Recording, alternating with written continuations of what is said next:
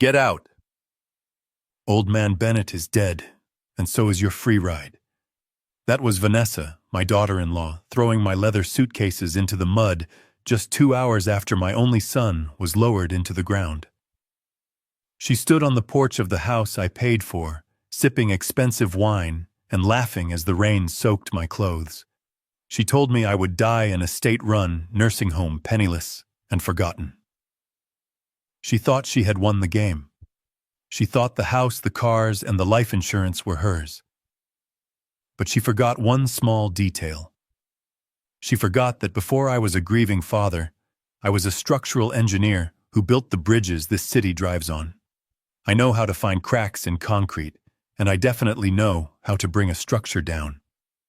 When the lawyer read the final clause of Bennett's will, the one she never knew existed, she did not just scream, she fainted cold, because the house she kicked me out of was never hers to begin with.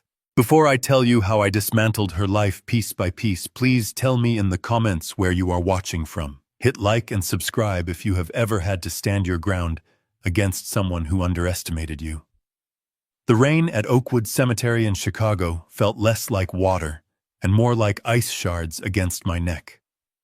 It was a gray, relentless Tuesday, the kind of weather that seeps into your bones and reminds you that you are 70 years old. I stood 6 feet away from the open grave, my hands clasped in front of me to hide the tremor. It wasn't Parkinson's, it was rage. My son Bennett was inside that mahogany box. He was 40 years old, a marathon runner, a man who ate kale and went to the gym 5 days a week. The coroner said it was a massive stroke, but looking at the dirt pile next to the hole, I could not process the logic. I stepped forward to grab a handful of wet earth to throw onto the casket, a final gesture, a father's goodbye. A hand with perfectly manicured red nails shot out and gripped my wrist. It was Vanessa. She was wearing a black dress that cost more than my first car and big dark sunglasses that did not hide the fact that her eyes were perfectly dry. "Stop the theatrics, Garrison!" She hissed, her voice low enough that the priest could not hear, but sharp enough to cut me. Bennett is gone. You do not need to pretend you are the grieving patriarch anymore. You are expired goods. I looked at her. Really looked at her.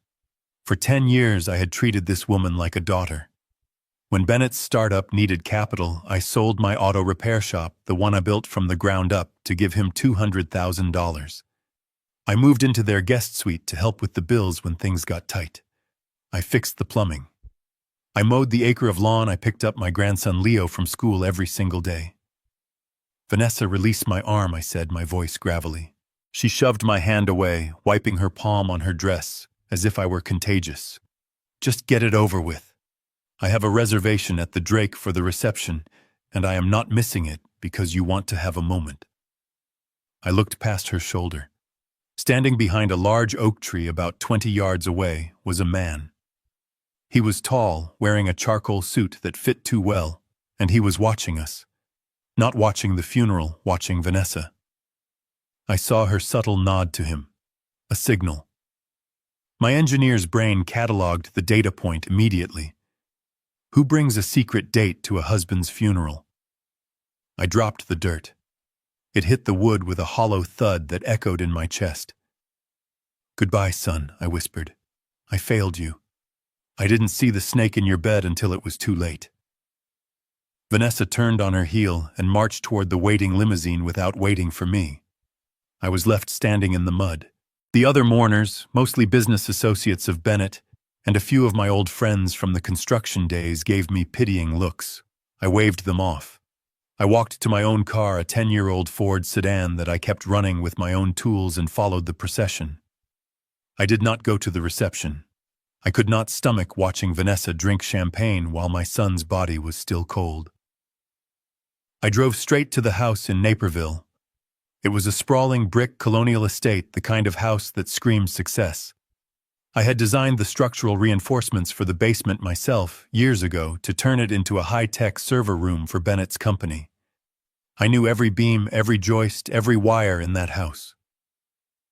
I pulled into the driveway and killed the engine. The silence was heavy. I just wanted to go to my room in the East Wing, take a hot shower, and sleep for a week. I walked up the stone path, my keys in my hand. I slid the key into the lock. It didn't turn. I frowned, thinking I used the wrong one. I tried again. Jiggled it. Nothing. I checked the key. It was the same key I had used yesterday. I rang the doorbell, thinking maybe the electronic lock had engaged. No answer. Then I saw them. My 2 leather suitcases, the ones I had bought for my honeymoon with my late wife 45 years ago, were sitting in the middle of the front lawn. They were soaking wet. Beside them were 3 cardboard boxes with my books and my tools thrown in haphazardly. The front door opened. Vanessa stepped out. She had already changed out of her funeral clothes. She was wearing a white silk robe and holding a glass of dark red wine. She looked like the lady of the manor surveying a peasant. Vanessa. Why are the locks changed? I asked, standing in the rain. Because you do not live here anymore. Garrison, she said, taking a sip of wine. I stared at her. This is my home. I live in the East Wing. Bennett and I had an agreement. Bennett is dead. She interrupted, her voice flat and cold. The agreement died with him. The deed to this house has 2 names on it. Bennett Ford and Vanessa Ford. With him gone, I am the sole owner. You are just a guest who has overstayed his welcome. You cannot do this, I said, my voice rising. I have nowhere to go. My pension check does not come for another week. Not my problem, she replied. She reached into the pocket of her robe and pulled out a crumpled piece of paper. She balled it up and threw it at me. It landed in a puddle at my feet. I bent down and picked it up. The water made the ink run, but I could still read it. It was an application for the Shady Pines nursing home. I knew the place. It was a state-funded facility 3 towns over, known for bedbugs and neglect. She had already filled out my name and social security number. I did you a favor, she said, leaning against the doorframe. I called them. They have a bed in the indigent ward. The shuttle bus comes by the gas station down the road at 6. If you hurry, you might make it. You are kicking me out on the day of my son's funeral. I asked, the reality finally piercing through the shock. I am clearing out the clutter, she corrected. I am young Garrison. I am wealthy. And I am finally free of your boring workaholic son. I plan to enjoy my life, and that does not include changing your diapers in 5 years. I straightened my spine. I am 70 years old, not an invalid. I built this city, Vanessa. I do not need anyone to change my diapers. Then prove it, she sneered. Get off my property. If you are not gone in 5 minutes, I am calling the police and telling them you are trespassing and threatening me. You know how the cops treat angry old men with no address. They lock them up for a mental health evaluation. Do you want to spend tonight in a padded cell or a motel? It is your choice. She stepped back and slammed the heavy oak door. The sound was final. I heard the deadbolt slide home. I stood there for a moment, the rain running down my face, mixing with the sweat of humiliation. I looked at the house. I looked at the window of the room where my grandson Leo slept. He wasn't there. She had sent him to a sleepover camp for the week so he wouldn't see the funeral, or so she said. Now I knew she sent him away so he wouldn't see her throw his grandfather into the street. I walked over to my suitcases. They were heavy with water. I dragged them to my car. I put the boxes in the back seat. My hands were shaking, not from cold, but from a precise cold fury that was beginning to ignite in my gut. I got into my Ford. I reached for my wallet and pulled out the credit card Bennett had given me for emergencies. It was a supplementary card linked to his main account. I needed a room. I needed food. I pulled up the banking app on my phone. Account closed. She had been fast. She must have called the bank the moment the death certificate was signed. I checked my own checking account. $212. That was it. I had transferred my savings to Bennett 2 years ago to help him buy out a partner. He had promised to pay me back with interest after the next quarter. He never got the chance.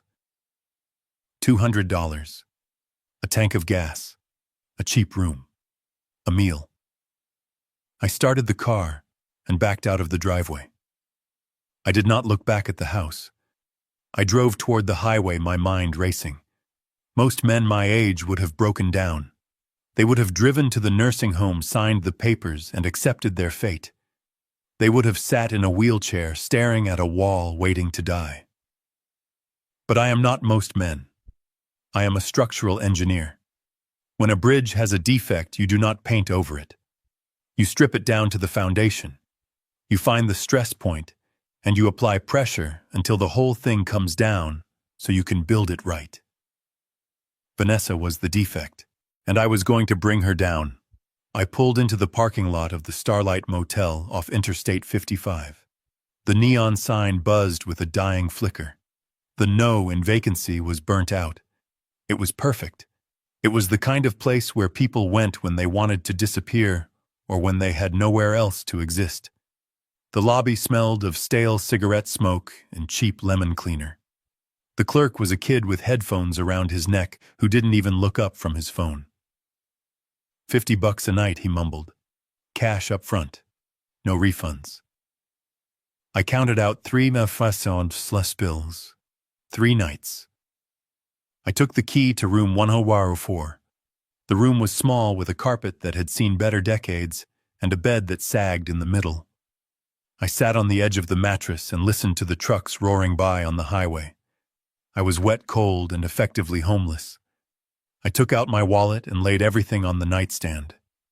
My driver's license, a picture of Leo, a picture of Bennett, and the crumpled nursing home application. I smoothed out the wet paper. Shady Pines. I looked at the signature line where she had forged my initials. She thought I was weak.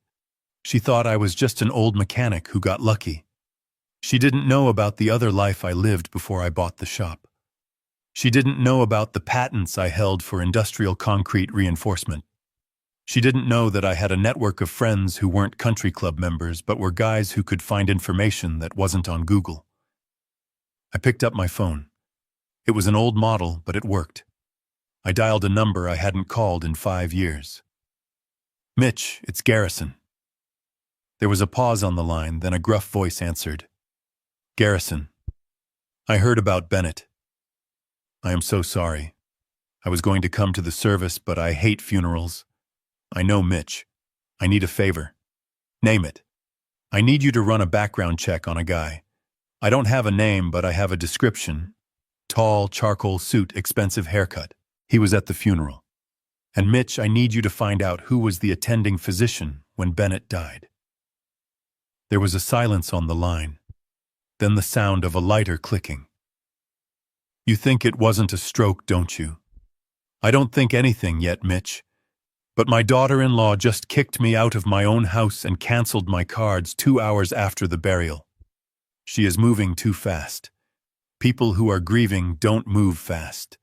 People who are guilty do. I'll get on it, Garrison. Where are you? Starlight Motel, room 104. Jesus, Garrison. Stay put. I'll bring some bourbon and my laptop. I hung up. My stomach growled. I realized I hadn't eaten since yesterday morning. I walked to the vending machine outside. I put in $1 and bought a pack of peanut butter crackers. I ate them standing in the cold corridor, watching the rain turn the parking lot into a lake of oil and water. I closed my eyes and pictured the blueprints of my house in Naperville. I remembered the day I installed the hidden safe in the floor of the basement server room. Bennett had laughed and said, Dad, who uses physical safes anymore, everything is in the cloud. I had told him, the cloud can be hacked, son. Concrete cannot. Inside that safe was a document. A document Bennett and I had signed 3 years ago when his marriage started getting rocky. A document Vanessa knew nothing about. It wasn't the will. It was better. It was a lien. I had technically loaned Bennett the money for the house. We structured it as a private mortgage. According to the paperwork stored in that safe, if Bennett died, the loan was called in immediately. If it wasn't paid in full within 30 days, the property reverted to the lender. Me. But I couldn't just march in there and get it. She had changed the locks and likely the alarm codes. If I tried to break in, she would have me arrested, and a criminal record would ruin my credibility in probate court. I needed to get back into that house legally, or I needed to get her out. I went back into the room and dried my hair with the thin towel. I sat at the small desk and took out a notepad from my briefcase. I wrote down 3 names: Vanessa, the mystery man Drake, Leo. Leo was the leverage. Vanessa didn't care about the boy. I knew that. She treated him like an accessory, like a handbag. She pulled out for photos, but she knew I would die for him. That was why she blocked my number. She wanted to cut me off from the only thing I had left to break my spirit. My phone buzzed. It was a text from a number I didn't recognize. Leave town garrison. If you try to see Leo, I will file a restraining order. I will tell the judge you have dementia and are a danger to the child. Go to Shady Pines and die quietly. I stared at the screen. She wasn't just cruel. She was confident, overconfident. I typed back a single message: see you in court. I deleted the message immediately after sending it. No need to show my hand. Mitch arrived an hour later. He looked like a badger that had been dragged through a hedge backward. He was short-wide and wore a trench coat that had been out of style since the 80s. He carried a bottle of Jack Daniels and a military-grade laptop case. He didn't hug me. He just nodded. Poured 2 plastic cups half full of whiskey, and sat on the other chair. I found your mystery man, he said without preamble. He turned the laptop screen toward me. It was a photo from a society page. Vanessa was in it holding a glass of champagne. Next to her was the man from the funeral. His name is Drake Thorne, Mitch said. Real estate developer. Or that's what he calls himself. Mostly he flips distressed properties. He's been sued 4 times for fraud. And get this, Garrison. What? He's been Vanessa's personal trainer for 6 months. I took a drink of the whiskey. It burned, but it cleared my head. So she was cheating. For months, Mitch confirmed. And here is the kicker. 2 weeks before Bennett died, Drake filed for bankruptcy. He was broke, Garrison. $7 million in debt. And now he's at my son's funeral, I said, connecting the beams in my head. Exactly.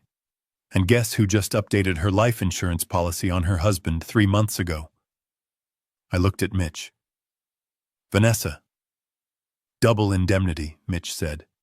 $5 million if the death is accidental or sudden. A stroke at 40 counts as sudden. I stood up and paced the small room. $5 million. Plus the house. Plus the company assets. She walks away with nearly $10 million. And Drake gets his debts paid off, Mitch added. It's a motive, I said, but it's not proof. We need to know how Bennett died. Really died. The autopsy report was signed by a Dr. Aris Thorne, Mitch said, tapping a key. Thorne, I asked. Related to Drake, cousin Mitch said. First cousin. My blood ran cold. The doctor who signed the death certificate was the cousin of the man sleeping with my son's wife. This wasn't just a tragedy. This was a conspiracy. We need to get into the house, I said. The evidence is there. Bennett had cameras. He installed them inside the house to watch the nanny years ago, but he never took them down. The server is in the basement. She changed the locks, Mitch said. And she has probably deleted the cloud backups. The local server backs up to a hard drive. In the floor safe, I said. It is an air-gapped system. I designed it. Unless she knows the combination to a safe she doesn't know exists. The footage from the night Bennett died is still sitting in the concrete floor of the basement. Mitch smiled. It was a scary expression. So we need to break into a fortress guarded by a black widow and her conman boyfriend. No, I said, finishing my whiskey. We don't break in. We get invited. How? By playing dead, I said. She thinks I am a weak old man who is going to crawl into a hole. We are going to let her think that. We are going to let her get comfortable. We are going to let her bring Drake into the house. And then when she feels safe, she will make a mistake. What kind of mistake? Mitch asked. She is greedy, I said. She threw out my books, but she kept my watch collection. She kept Bennett's vintage guitars. She is going to try to sell them. She needs cash fast to keep Drake happy before the insurance money clears. So Mitch asked. So I said, opening my briefcase and pulling out the blueprint of the house. We are going to be the buyers. I spent that night in the motel not sleeping but plotting. I wasn't Garrison Ford, the grieving father, anymore. I was Garrison Ford, the engineer. I was calculating loads and stress factors. Vanessa was a load-bearing wall in a corrupt structure. I just needed to place the dynamite in the right spot. The next morning I woke up to the sound of pounding on my door. Police open up. I looked at the clock. 6 a.m. I got up and opened the door. 2 uniformed officers stood there. Behind them, standing by her Mercedes in the parking lot, was Vanessa. She was pointing at me. "That is him," she shouted. "That is the man who threatened to kill me and kidnap my son." The larger officer stepped forward, his hand on his taser. "Garrison Ford, put your hands behind your back. You are under arrest for domestic assault and terroristic threats." I looked at Vanessa. She smiled, a small, victorious smile. She had made the first move. She had anticipated my resistance and decided to crush me before I could even start. I turned around and let them cuff me. As the cold metal locked around my wrists, I didn't fight. I didn't scream. I just looked at the structural integrity of the motel walkway and calculated exactly how much weight it could hold before it collapsed. "You are making a mistake, officer," I said calmly. "Tell it to the judge," the cop said, shoving me toward the squad car. As I sat in the back of the cruiser watching Vanessa wave goodbye, I realized this wasn't going to be a simple demolition. This was going to be a war, and I had just lost the first battle. But wars are not won in the first skirmish. They are won by the side that is willing to endure the most pain. And I had nothing left to lose. They held me in the county lockup for 6 hours. It was a tactical delay designed to humiliate me more than anything else, since the charges were baseless and the threats were fabricated. When they finally released me with a warning to stay away from the residence in Naperville, I walked out into the afternoon sun with a singular clarity. They could take the house and they could freeze the accounts, but they could not erase the blood tie I had with my grandson. Leo was 10 years old. He was smart, too smart for his own good, and he was the only innocent party in this wreckage. I knew Vanessa. She would work fast to poison him against me. She would rewrite history, telling him his grandfather was sick, or dangerous, or simply didn't care. I needed to hear his voice. I needed to anchor him to the truth before she cut the line completely. I bought a cheap burner phone at a gas station and sat in my car, my thumb hovering over the keypad. I didn't call the house landline. Vanessa would have disconnected that by now. I called the secret number. For his birthday last year, I had given Leo a smartwatch with a cellular connection. It was our secret channel, a way for him to call me if he was scared during a thunderstorm, or if he just wanted to talk about Minecraft without his mother rolling her eyes. I prayed she hadn't found it. The line rang once, twice. My heart hammered against my ribs like a trapped bird. "Hello?" It wasn't Leo. The voice was smooth, sharp, and dripping with venom. It was Vanessa. "Put him on Vanessa," I said, my voice low and steady. "Oh, Garrison," she laughed, a dry sound devoid of humor. "You really are a glutton for punishment. I found this little toy in his backpack this morning. Did you really think you could bypass me? I am his mother." "I am his grandfather," I countered. "I have a right to speak to him. He just lost his father. He needs stability, not isolation." "He has stability," she snapped. He has me, and he has new people in his life who actually have resources. He does not need a homeless old man confusing him. We told him about your arrest, Garrison. We told him you had a mental break. He is scared of you. You are lying, I said, gripping the steering wheel so hard the leather creaked. Leo knows me. He knows I built the treehouse in the backyard. He knows I taught him how to fish. He knows what I tell him to know, she hissed. Listen to me closely, old man. If you call this number again, or if you try to contact him through his school or his friends, I will file harassment charges so fast your head will spin. I will paint you as a deranged stalker, and I will make sure you never get within 500 feet of this boy again. Do not test me. The line went dead. I stared at the cheap phone, fighting the urge to smash it against the dashboard. She had taken the watch. She was isolating him systematically, cutting off his lifelines. She said he was scared of me. That was the dagger. If Leo believed I had abandoned him, or worse, that I was dangerous, the damage would be irreversible. I checked the time. It was 2:30. School let out at 3. I didn't think. I didn't calculate the risk. I just drove. I knew Lincoln Elementary like the back of my hand. I had done the pickup run hundreds of times, waiting in the line of SUVs, listening to talk radio, watching Leo run out with his oversized backpack. I wasn't going to grab him. I wasn't going to cause a scene. I just needed him to see me. I needed him to see that I was standing tall, that I wasn't crazy, and that I hadn't left him. I parked my battered Ford a block away from the school entrance, ensuring I was on public property and not technically violating the distance of a restraining order that hadn't even been served yet. I stood by the hood of my car, arms crossed, waiting. The bell rang, and the flood of children poured out. The noise was a wave of chaotic energy. I scanned the faces, looking for that messy brown hair and the blue jacket he refused to zip up. Then I saw him. He was walking slowly, kicking a stone along the pavement, his head down. He looked small, too small. He looked like the weight of the world was sitting on his 10-year-old shoulders. He stopped near the pickup zone, looking around anxiously. Leo, I whispered under my breath. He looked up. It was as if he heard me. His eyes scanned the street, and then they locked onto mine.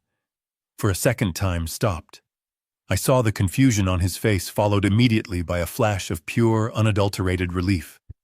He didn't look scared. He looked like a drowning sailor spotting a lighthouse. "Grandpa," he shouted.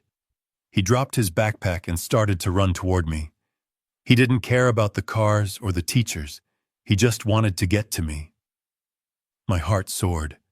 I took a step forward, ready to catch him, ready to tell him everything was going to be all right. But he never made it. A hand shot out from the crowd and grabbed Leo by the shoulder, jerking him back with unnecessary force. It wasn't a teacher. It was a man. Tall, broad-shouldered, wearing a suit that cost more than my annual pension. It was Drake, the man from the funeral. Leo stumbled, looking up in terror. Drake said something to him, sharp and commanding. I saw Leo shrink back, his spirit visibly collapsing. Drake didn't look at me.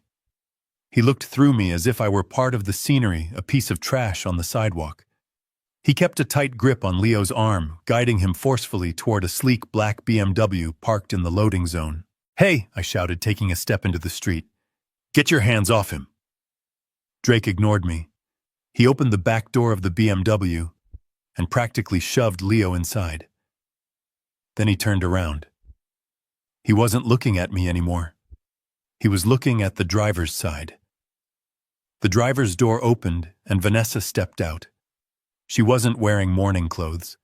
She was wearing a bright red dress and heels. She looked radiant, victorious. She walked around the front of the car, and Drake met her there.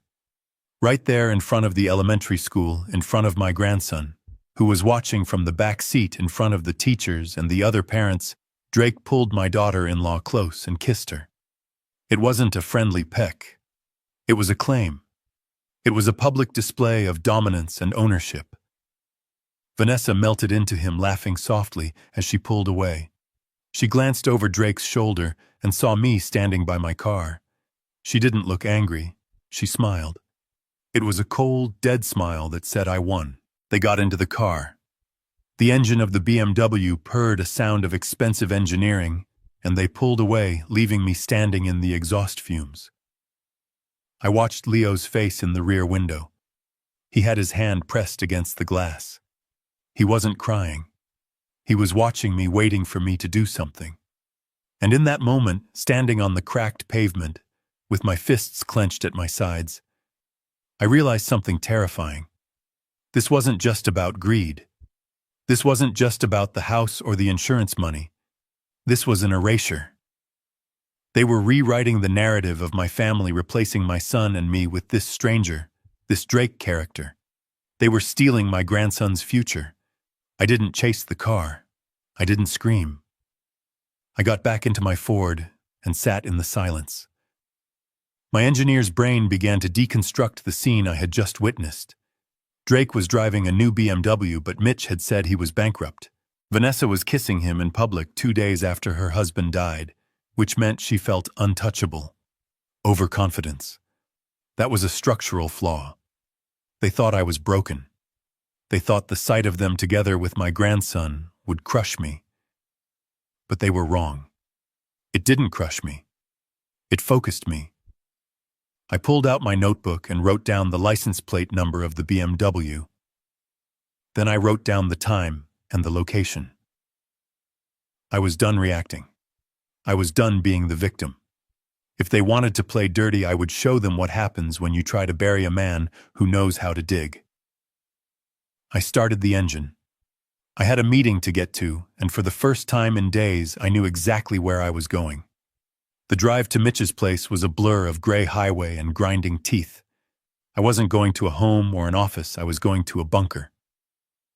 Mitch lived in a converted warehouse on the edge of the industrial district, a place where the city zoning laws were more like suggestions than rules. It was a fortress of solitude for a man who had spent 40 years seeing the worst of humanity. He was a retired private investigator, but that title didn't do him justice. He was a hunter who had traded his rifle for a keyboard and a high-speed fiber optic connection. We had fished together for 20 years, sitting in silence on Lake Michigan, waiting for something to bite. Today, I wasn't looking for perch. I was fishing for sharks. I parked my Ford behind a dumpster to keep it out of sight from the street. I didn't knock. I had a key, a heavy iron thing, that opened the reinforced steel side door. The air inside smelled of ozone, stale coffee, and cigarette smoke. It was dark, the only light coming from a bank of 6 monitors glowing blue against the far wall. Mitch was sitting there, a silhouette in a wheelchair, his back to me. He had lost the use of his legs in a car bomb incident back in '98, a souvenir from a case involving the mob. He didn't turn around when I entered. "You are out of jail," he said, his voice rough like sandpaper on concrete. "That took longer than I thought." "Vanessa likes to make a scene," I replied, closing the heavy door and locking it. I walked over to the desk, my footsteps echoing on the concrete floor. I didn't ask him how he was. I didn't ask about his health. We didn't have time for pleasantries. We were 2 old men running out of time and patience. I tossed the notebook onto the desk next to his keyboard. It landed with a heavy thud. "Drake Thorne," I said. "He drives a black BMW. I have the plate number, the time, and the location where he picked up my grandson. I want to know everything. I want to know where he sleeps, who he owes money to, and what size shoe he wears. And Mitch, I want to know how my son died." Mitch spun his chair around. His face was a roadmap of scars and wrinkles illuminated by the harsh monitor light. He looked at me with eyes that had seen everything and believed nothing. "The coroner's report says stroke Garrison," he said, tapping a printed document on his desk. "Massive cerebral hemorrhage. Natural causes. Case closed." I slammed my hand down on the metal desk. The monitors rattled. Bennett ran the Chicago Marathon last year in under 3 hours, I shouted, my voice bouncing off the metal walls. His resting heart rate was 45. He ate vegetables I can't even pronounce. He went to the doctor every 6 months for a full workup because he was terrified of leaving Leo alone.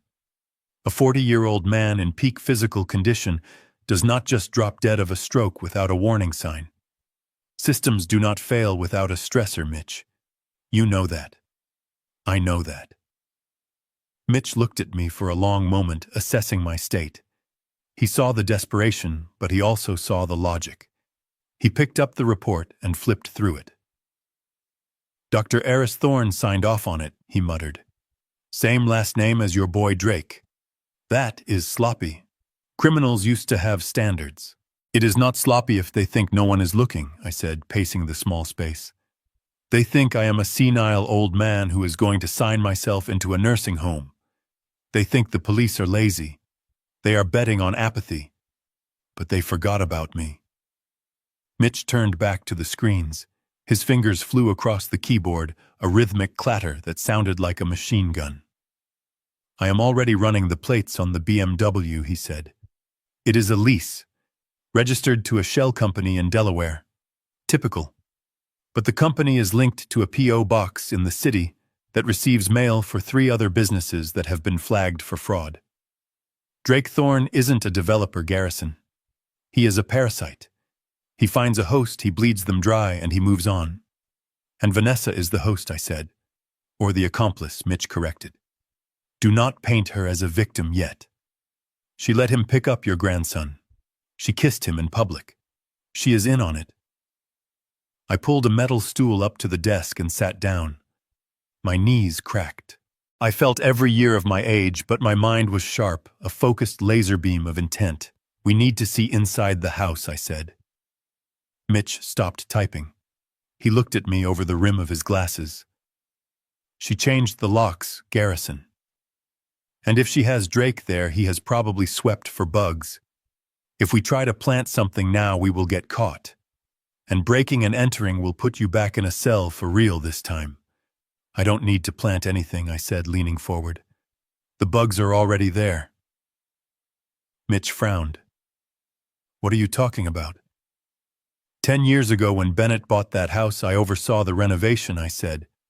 I didn't just pick out the paint colors. I rewired the entire electrical grid. I reinforced the foundation. And I installed a closed-circuit security system. Bennett used the cloud cams, Mitch said dismissively. The ones you buy at the electronics store. She would have changed the passwords to those 10 minutes after he died. Those were the decoys, I said, allowing a small cold smile to touch my lips. Bennett was paranoid about corporate espionage. He was working on proprietary software. He asked me to build a backup system. Something that wasn't on the grid. Something that couldn't be hacked from the outside because it wasn't connected to the internet. So it is useless, Mitch said.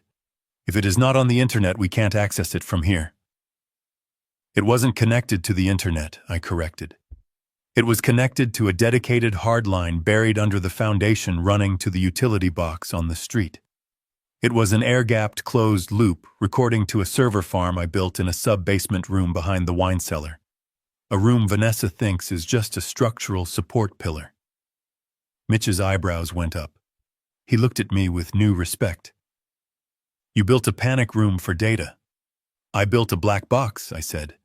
Just like on an airplane. It records audio and video from sensors hidden in the smoke detectors and the HVAC vents. It keeps a rolling 30-day loop. And how do we get into it from here? Mitch asked.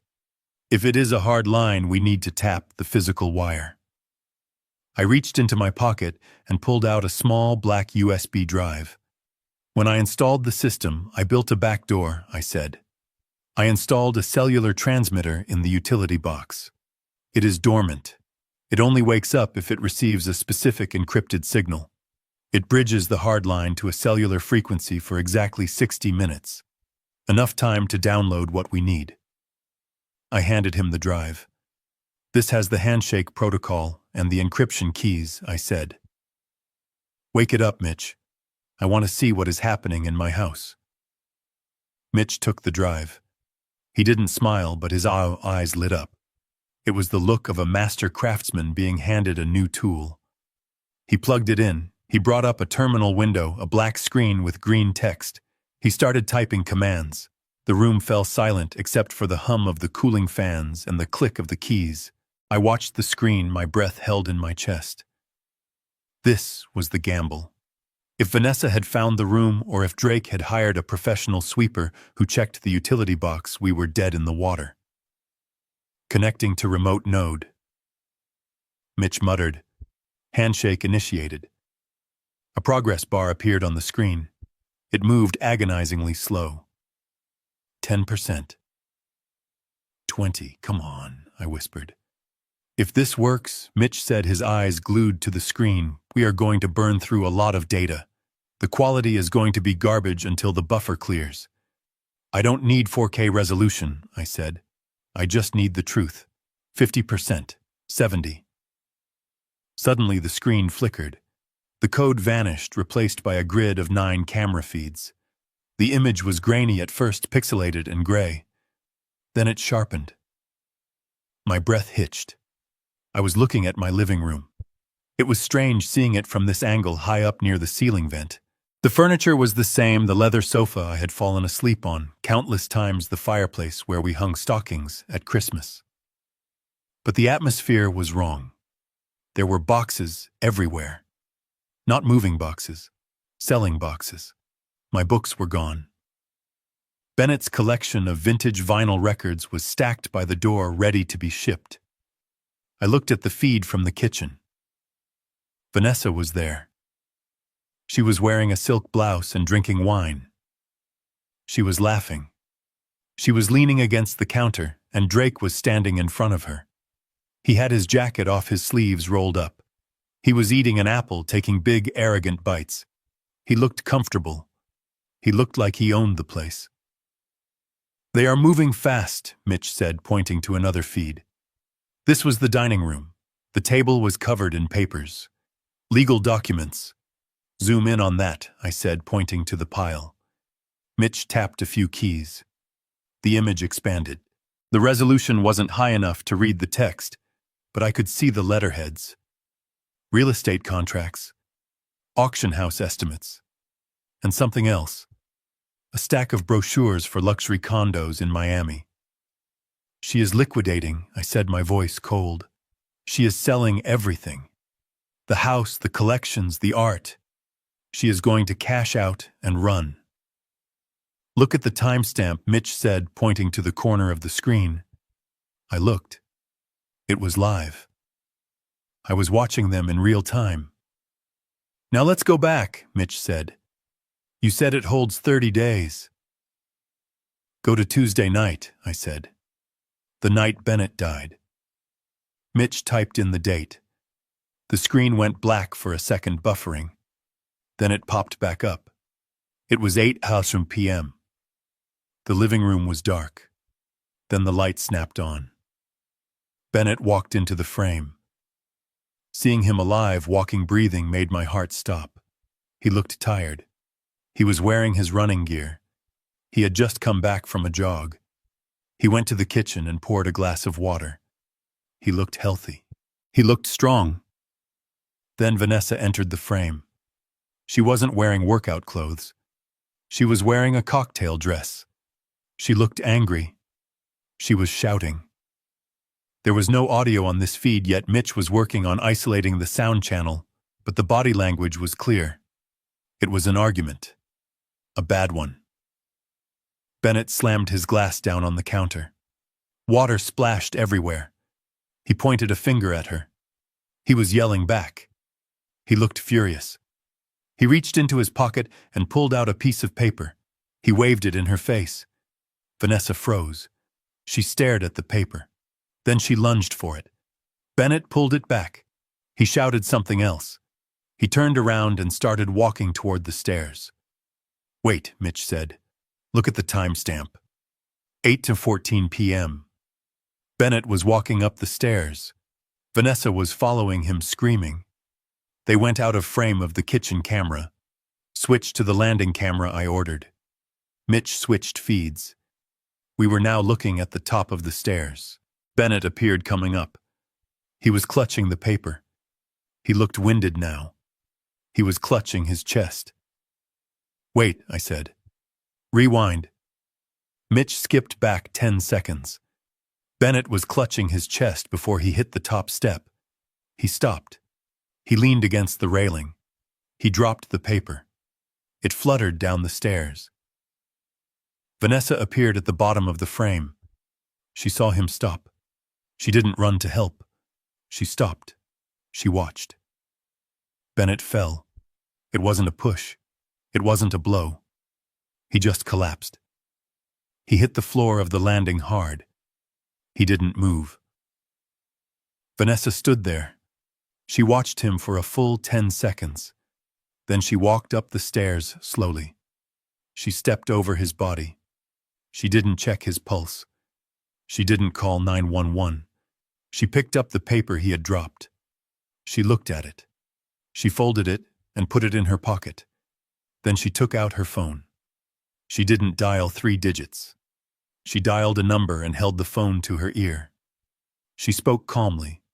She waited. According to the police report, the 911 call came in at 8:45 p.m. Mitch said, his voice quiet. I looked at the timestamp on the screen. 8:16 p.m. She waited, I whispered. She waited almost 30 minutes. She let him die, Mitch said. It might have been a medical event, Garrison, but she let him die. That is negligent homicide at the very least. Depraved indifference. Zoom in on the paper, I said. The one she took. Mitch tried, but the angle was bad. We couldn't see what was on it. It doesn't matter, I said. I know what it was. Bennett found out. He found out about Drake or the money or the debts. That paper was the proof. That was why they fought. The stress triggered the event, and she let nature finish the job. I stared at the screen at the image of my son lying motionless on the floor, while his wife stepped over him like he was a piece of laundry. Save it, I said. Save everything. Mitch initiated the download. We have the smoking gun, Mitch said. We can go to the cops now. No, I said, standing up. The cops will arrest her for negligence, maybe. She will get a good lawyer. She will plead it down. She will say she panicked. She will say she thought he was faking. She will get 2 years probation, and she will still keep the money. Then what do you want to do? Mitch asked. I want to destroy her, I said. I want to take the money. I want to take the house. I want to take her freedom. And I want to take the one thing she values more than anything else. What is that? Her reputation, I said. She wants to be a socialite. She wants to be the grieving widow of the year. I am going to let her play the part.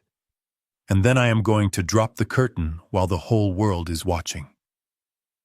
I looked at the live feed again. Drake was kissing Vanessa in my kitchen. Enjoy the apple, Drake, I whispered. It is going to be your last meal in a free world. I turned to Mitch. Can you get audio on the current feed? Mitch nodded. Give me a second. He tweaked the frequency. Static hissed, then voices cut through. Lawyer says the old man is a non-issue, Drake was saying. He has no standing. The house is yours. And the will? Vanessa asked. Standard probate, Drake replied. He leaves everything to you. We just have to wait out the creditor period. 6 months, and we are in the clear. I heard a noise on the feed, a doorbell. Vanessa looked at the camera monitor in the kitchen. It's the appraiser, she said. For the jewelry. Perfect, Drake said. Get cash. We need liquid assets to pay off the retainer for my bankruptcy lawyer. I looked at Mitch. She is selling the jewelry, I said. Bennett's grandmother's ring. My wife's pearls. We can't stop her, Mitch said. Not from here. No, I said. But we can buy them. I grabbed my coat. Where are you going? Mitch asked. I am going to make a withdrawal, I said. I have a friend who runs a pawn shop in the city. He owes me a favor. I need cash. A lot of it. You are going to buy your own jewelry back, Mitch asked. No, I said, opening the door to the rainy night. I am going to buy evidence. That jewelry is listed in the insurance rider. If she sells it for cash without reporting it to the estate, she is committing felony theft. I am going to catch her in the act. I walked out into the dark. The image of Bennett dying on the floor burned into my retinas. I wasn't cold anymore. I was burning up. They thought they had buried me, but they forgot that seeds grow in the dark, and I was about to become a forest of thorns. The silence in the warehouse was heavy enough to crush a man. The only sound was the hum of the cooling fans on Mitch's server rack and the rhythmic tapping of his fingers as he isolated the audio track. We were watching a ghost. On the grainy blue screen, my son Bennett was alive. He was angry. He was pacing the kitchen floor, his chest heaving with exertion and rage. But he was alive. Mitch tweaked a knob on the mixing board. The static hissed and popped like frying bacon, then suddenly voices cut through the white noise. It wasn't perfect. It sounded tinny and distant, like they were speaking from the bottom of a well, but the words were unmistakable. You are a liar, Vanessa. Bennett's voice filled the room. It wasn't the calm, measured voice of the son I knew. It was a raw wound. I found the emails. I found the transfer receipts to the clinic. On the screen, Vanessa crossed her arms. Her body language was defensive, closed off. She said something back, but she was facing away from the microphone in the smoke detector, so it came out as a muffled mumble. Mitch adjusted the gain. Don't lie to me, Bennett shouted over her.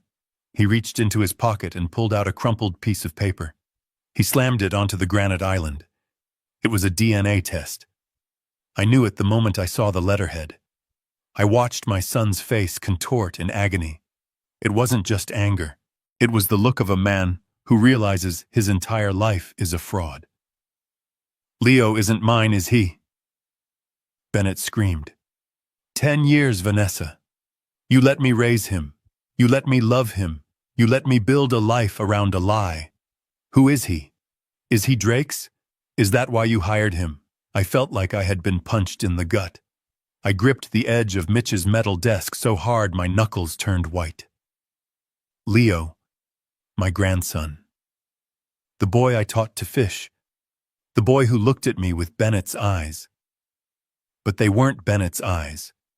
They were a stranger's eyes. The room spun. I had to remind myself to breathe. On the screen, Vanessa didn't deny it. She didn't cry. She didn't beg for forgiveness. She laughed. It was a sharp, cruel sound that cut through the audio distortion. It took you long enough, she said, her voice clear now as she turned toward the camera. You were always so busy with your stupid company, Bennett. You never noticed anything. You were a paycheck. A boring, safe paycheck. Drake was excitement. Drake was real. Bennett's face turned a dangerous shade of red. The veins in his neck bulged. I knew about his high blood pressure. I knew he was on medication. He shouldn't be shouting. He shouldn't be under this stress. Get out, he roared, pointing at the door. Get out of my house. I am calling my lawyer. I am cutting you off. You won't get a dime.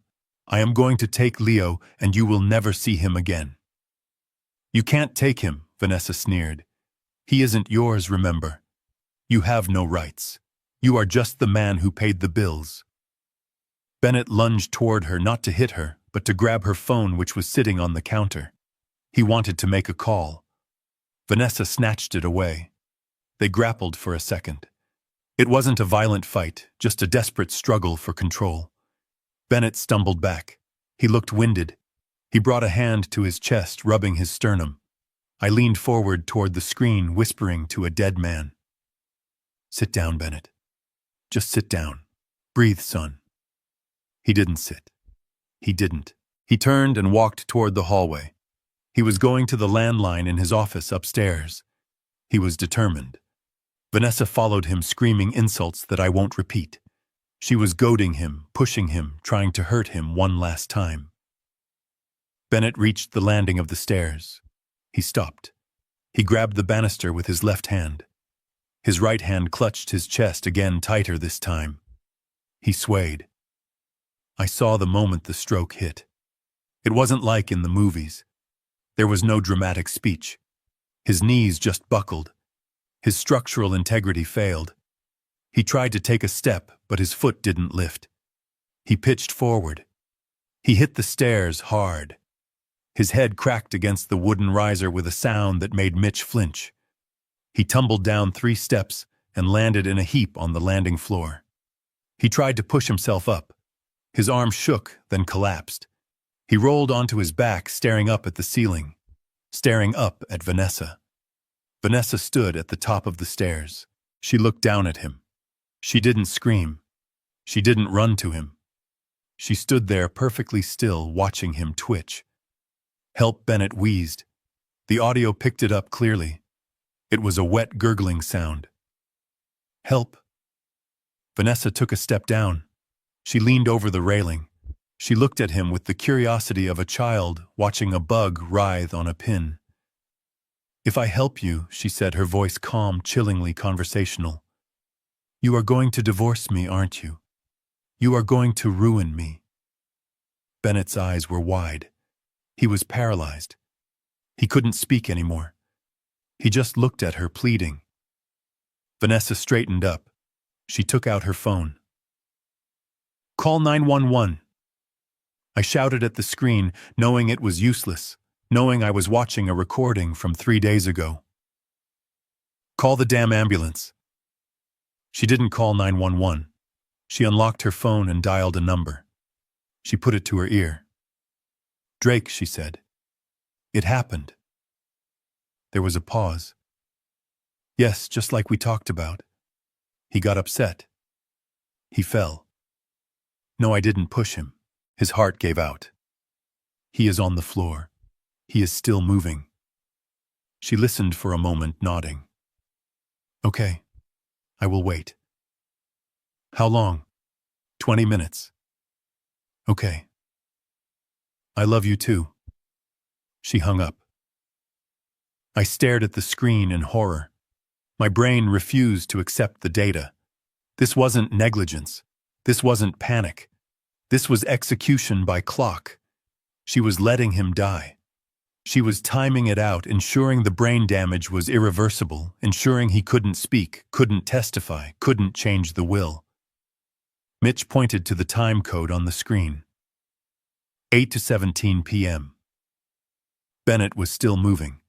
His hand twitched. His chest rose and fell in shallow, ragged gasps. Vanessa walked past him. She literally stepped over his legs to get to the kitchen. She poured herself a glass of water. She drank it slowly. She checked her makeup in the hallway mirror. She smoothed her dress. She sat on the bottom step just 5 feet away from my dying son and started scrolling through her phone. I saw the blue light reflecting on her face. She was checking Instagram. I watched 10 minutes pass, then 15. At minute 18, Bennett's hand stopped moving. His chest stopped heaving. He went still. Vanessa looked up from her phone. She looked at him. She stood up and nudged his foot with her toe. No reaction.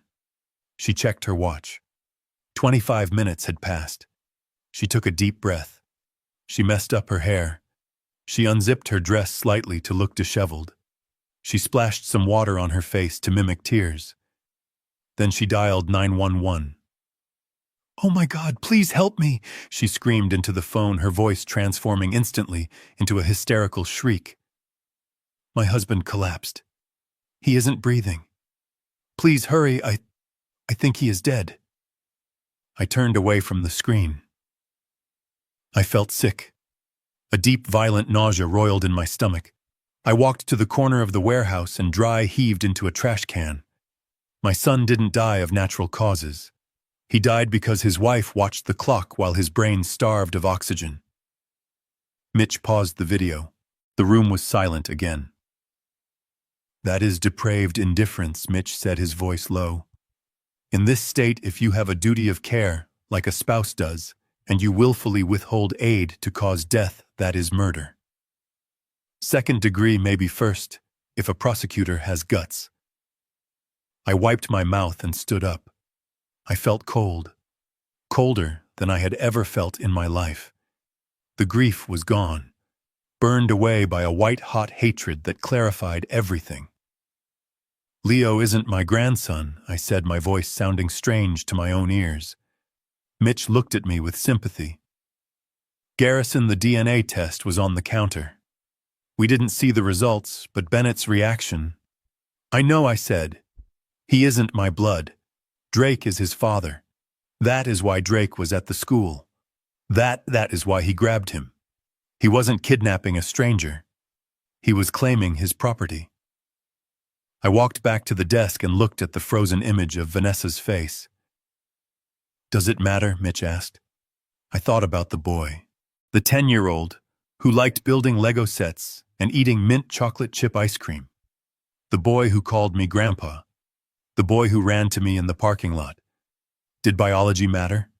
Did chromosomes define the hours I spent teaching him to ride a bike, or the nights I read to him when he had the flu? No, I said. It doesn't matter. He is Bennett's son. He is the son Bennett raised, and he is the only thing left of him. Vanessa and Drake are going to use him. They are going to use him to get the trust fund Bennett set up. They are going to ruin him. I looked at Mitch. We have the video. We have the proof. We can go to the police, Mitch said. This puts her away for 20 years. Maybe more. And the money, I asked. The estate freezes, Mitch said. It goes into probate hell. The lawyers eat up half of it. Leo goes into foster care until paternity is established. It is a mess, Garrison. I shook my head. No. If we arrest her now, she plays the victim. She says she panicked. She says she was in shock. She gets a good lawyer, and she pleads down, and Drake walks away. He wasn't in the house. He can claim he didn't know. He walks away, and he takes Leo. Then what is the plan? Mitch asked. I looked at the blueprint of the house again. I looked at the structural pillars I had drawn years ago. We destroy them, I said, completely.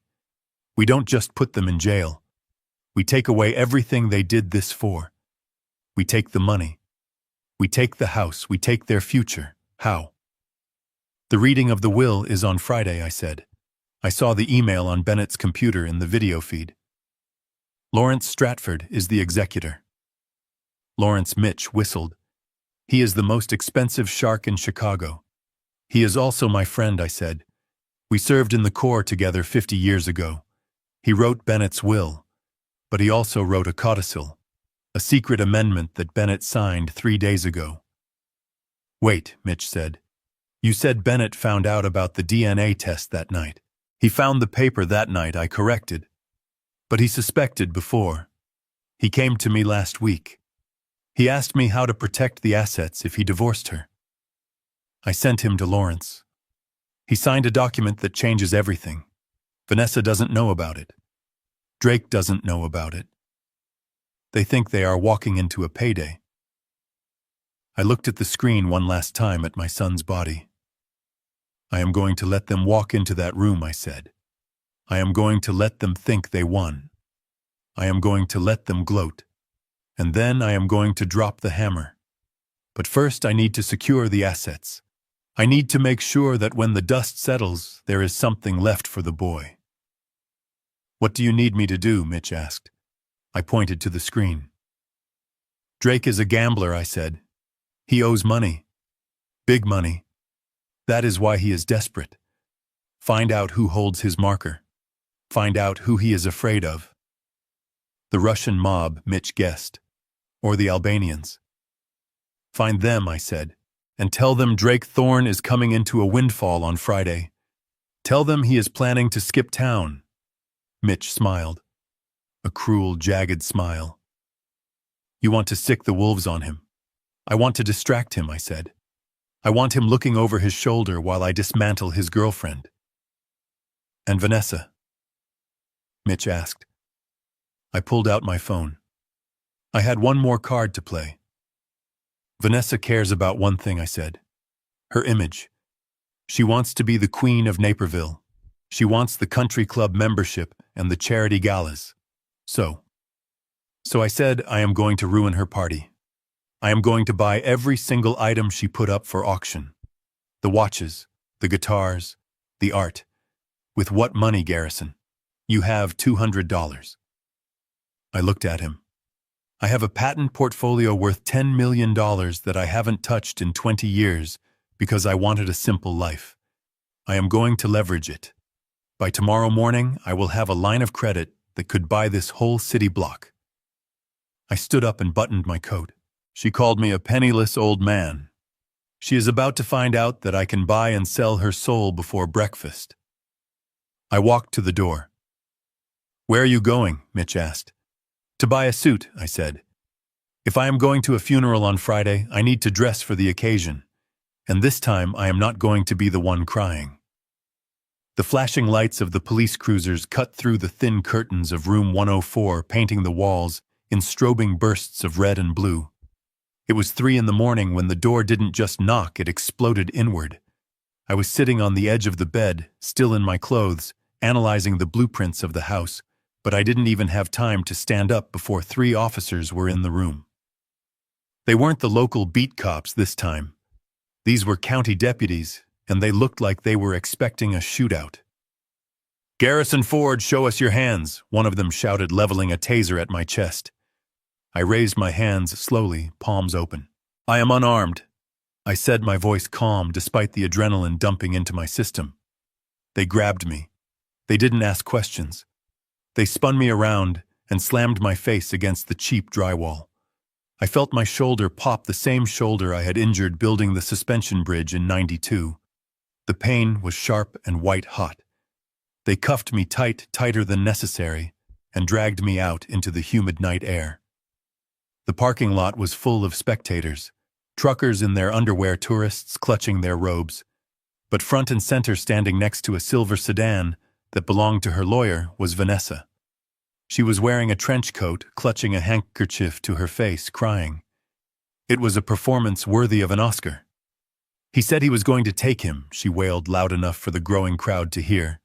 He said he was going to take my son and disappear. He is unstable, officer. He has been stalking us all day. I locked eyes with her as they shoved me toward the cruiser. She lowered the handkerchief just an inch. Her eyes weren't wet. They were gleaming. She mouthed 2 words to me. Checkmate. You are under arrest for aggravated stalking and making terroristic threats against a minor, the deputy said, pushing my head down to clear the doorframe. We have a signed affidavit from the mother and witness testimony placing you at the school attempting to forcibly remove the child. I didn't argue. I didn't scream that I was just trying to say hello to my grandson. Arguments don't work in the back of a police car. Evidence does. And right now, the evidence of her lies was locked in a safe she didn't know existed while I was being hauled to county jail. The holding cell was a concrete box that smelled of industrial disinfectant and unwashed bodies. There were no windows, just a steel toilet and a bench bolted to the wall. I sat there for hours. My watch had been taken during processing, so I tracked time by the shift changes of the guards and the rhythmic dripping of a pipe somewhere in the walls. I was 70 years old. I was a man who had built skyscrapers. I was a man who had employed hundreds of people. And now I was inmate number 49201, wearing an orange jumpsuit that was 2 sizes too big, shivering on a cold bench while the woman who killed my son slept in my bed. It is easy to lose your mind in a place like that. It is easy to let the despair creep in and rot you from the inside out. But I didn't let it. Instead, I built a mental model of my revenge. I calculated the load-bearing capacity of Vanessa's lies. I visualized the demolition sequence. Every hour I sat there was another charge of dynamite I was placing at her foundation. Sometime the next afternoon, the heavy steel door buzzed and clanked open. Ford. You have a visitor, the guard grunted, not looking up from his clipboard. Lawyer. I stood up, my joints stiff, my shoulder aching. I expected a public defender, some overworked kid fresh out of law school, who would tell me to plead guilty to avoid a trial. I was led into a small interview room with a scratched plexiglass divider. On the other side, sitting with the posture of a king on a throne, was not a public defender. It was Lawrence P. Stratford. He was wearing a three-piece navy suit that probably cost more than the jail itself. His silver hair was perfectly coiffed, and his gold cufflinks caught the harsh fluorescent light. Lawrence was 72, 2 years older than me. We had served in the Corps together 50 years ago. Since then, he had become the most feared estate attorney in Chicago. He was the kind of lawyer who didn't go to court because people settled the moment they saw his name on the letterhead. He looked at me, his blue eyes sharp and assessing. He didn't look pitying. He looked furious. "You look like hell, Garrison," he said, his voice a smooth baritone that commanded attention. "You should see the other guy," I rasped, sitting down. "There is no other guy," Lawrence said, opening his leather briefcase. "Just a greedy woman and a system she played like a fiddle. I heard about Bennett. I am sorry, old friend. I truly am." I nodded, swallowing the lump in my throat. "Did you get my message?" "Mitch called me at 4 a.m, Lawrence said. "He sent me the video file. I watched it, Garrison. I watched her let him die." His hands, which were shuffling papers, stopped. They were trembling slightly. Lawrence had known Bennett since he was a baby. He was his godfather. "I am going to destroy her," Lawrence whispered. "I am going to strip the flesh from her bones in a courtroom until there is nothing left but her greed. But first, we have to get you out of here." "How?" I asked. "She has a restraining order. She has witnesses. She has a script," Lawrence corrected. I reviewed the affidavit. "It is fiction, but right now it is a legal document signed by a judge. If we fight it today, we show our hand. We give her time to dig in." "So what do? We play dead," Lawrence said, leaning closer to the glass. "I have a deal on the table. The district attorney is a friend of mine. He is willing to drop the criminal charges if you agree to the restraining order. You have to stay away from her, Garrison. You have to stay away from the house, and you have to stay away from Leo." "I can't leave Leo with those monsters," I said, slamming my hand against the table. "You have to," Lawrence insisted, "for 3 days, just until Friday." "Why Friday?" "Because that is when I scheduled the reading of the will," Lawrence said. A small, cruel smile touched his lips. "Vanessa has been calling my office every hour on the hour. She wants the money. She wants the title to the house. She thinks Bennett died without updating his estate plan." "And did he?" I asked, holding my breath. Lawrence pulled a document from his briefcase. It was a thick envelope sealed with red wax. "Bennett came to see me 3 days before he died," Lawrence said. "He was a mess, Garrison. He told me about the DNA test. He told me he was going to confront her. He was terrified she would take everything. He asked me to draft a codicil, an emergency amendment to his will." "What does it say?" Lawrence put a finger to his lips.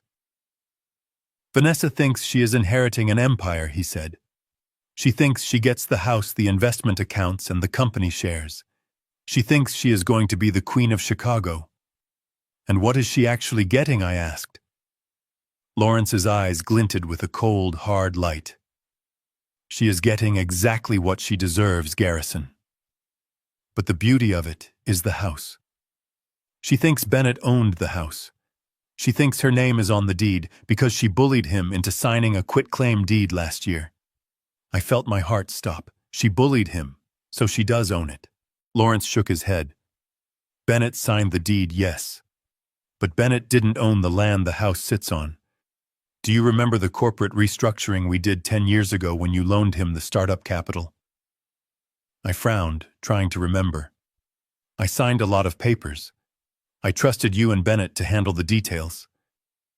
We put the land in a blind trust, Lawrence said. A trust controlled by the original investor. Me, I whispered. You, Lawrence confirmed. Bennett owned the bricks and the mortar, but you own the dirt, Garrison. And under Illinois law, the structure is secondary to the land. The moment Bennett died, the ground lease expired. That house is trespassing on your property. I sat back in the metal chair, my mind reeling. The house wasn't hers. It never was. So I can kick her out, I asked. You can do more than that, Lawrence said. You can evict her. You can sue her for back rent. You can bulldoze the place if you want to. But she doesn't know that. She thinks she won. So we let her think she won, I said, understanding the strategy. Exactly, Lawrence said. I am going to go to the judge now. I am going to tell him you are a grieving father who had a mental break. I am going to tell him you agree to the restraining order. You will stay in your motel. You will be quiet. You will look defeated. And on Friday, I asked. On Friday, Lawrence said, closing his briefcase with a snap that sounded like a gunshot you put on your best suit. You come to my office, and we are going to drop a nuclear bomb on her life. He stood up and adjusted his cuffs. One more thing, Garrison. Mitch told me about the jewelry, about your plan to buy it back. I nodded. I have the cash. Keep it, Lawrence said. I made a call to the auction house she is using. The owner owes me a favor from a tax evasion case I handled in the 90s. He is going to let her consign the items. He is going to let her think they are sold, but he is not going to sell them. He is going to hold them as evidence of theft from the estate. When we walk into that room on Friday, we won't just have a will. We will have a felony indictment waiting in the wings. I looked at my old friend. I had never been so happy to see a shark in a suit. Get me out of here, Lawrence, I said. I have a suit to buy. Sit tight, Lawrence said. You will be out in an hour. And Garrison, when you walk out of here, try to look broken. Give her the satisfaction. It will make the fall that much sweeter. He turned and walked out. I watched him go. I sat back on the bench, and for the first time in 2 days, I felt my shoulder relax. They had taken my son. They had taken my home. They had tried to take my dignity. But they had made a fatal error in their calculations. They assumed the foundation was weak just because the paint was peeling. I closed my eyes and waited for the sound of the key in the lock. The game was set. The pieces were moving, and checkmate was just 3 days away. The courthouse smelled of floor wax and misery. A scent I had not encountered since I had to sue a concrete supplier for faulty aggregate back in '85. I walked through the metal detectors, my belt in my hand, my shoes in a plastic bin, feeling every minute of my 70 years. But today, I wasn't trying to hide my age. I was weaponizing it. Lawrence had been very specific in his instructions before I left the holding cell. Do not stand up straight, Garrison. Do not look people in the eye. Shuffle. Let your hands shake. You need to look like a man whose foundation has cracked. You need to look like you are 5 minutes away from a stroke. I wore the same suit I had been arrested in. It was wrinkled, stained with jail coffee, and smelled of sweat. I hadn't shaved in 2 days. When I caught my reflection in the glass of the courtroom doors, I didn't recognize myself. I looked like a derelict. I looked beaten. Perfect. Vanessa was already inside, sitting at the plaintiff's table. She looked immaculate. She was wearing a cream-colored suit that screamed innocence and wealth. Her hair pulled back in a severe bun that highlighted her cheekbones. Drake was sitting in the gallery behind her legs, crossed, looking at his phone. He looked bored. He looked like a man who had already spent the money he hadn't stolen yet. When I walked in, Vanessa didn't look scared. She looked disgusted. She leaned over to her lawyer, a sharp-faced man named Cohen, who charged $600 an hour to ruin lives, and whispered something. They both laughed. It was a small, discreet sound, but in the quiet courtroom it echoed like a gunshot. I sat down next to Lawrence. He was the only thing on my side of the room that looked expensive. He patted my arm, his touch gentle, but his eyes hard as flint. "Remember the objective," Lawrence murmured, his voice barely audible. "We need her to feel safe. We need her to think the war is over so she drops her guard. If we fight this restraining order, she will drag out the probate process for months, just to spite you. We need her to rush. We need her in my office on Friday." I nodded, letting my head hang low. "I understand." "All rise," the bailiff shouted. Judge Holloway entered. He was a no-nonsense man with a reputation for clearing his docket quickly. He looked at Vanessa, then he looked at me. I saw the judgment in his eyes. He saw a grieving widow and a disheveled, unstable old man. The narrative was already written. Mr. Cohen stood up, smoothing his tie. "Your Honor, we are here to request a permanent restraining order against Mr. Garrison Ford. As the affidavit states, Mr. Ford has exhibited erratic and violent behavior since the tragic death of his son. He has stalked my client, he has attempted to kidnap the minor child from school, and he has made verbal threats against my client's life. We believe he is suffering from a mental decline that makes him a danger to himself and others." Vanessa dabbed at her dry eyes with a tissue. "I just want to feel safe," she whispered loud enough for the microphone to catch. "I just want to mourn my husband without fear." The judge turned to Lawrence. "Mr. Stratford, how does your client plead to these allegations?" This was the moment. My instincts screamed at me to stand up, to roar that she was a liar and a murderer. But I forced my body to slump. I let my hands tremble on the table. "Your Honor," Lawrence said, his voice heavy with resignation. "My client is a grieving father. He just buried his only son. He admits that his emotions got the better of him. He was confused. He just wanted to see his grandson." "So you are not contesting the order?" the judge asked, surprised.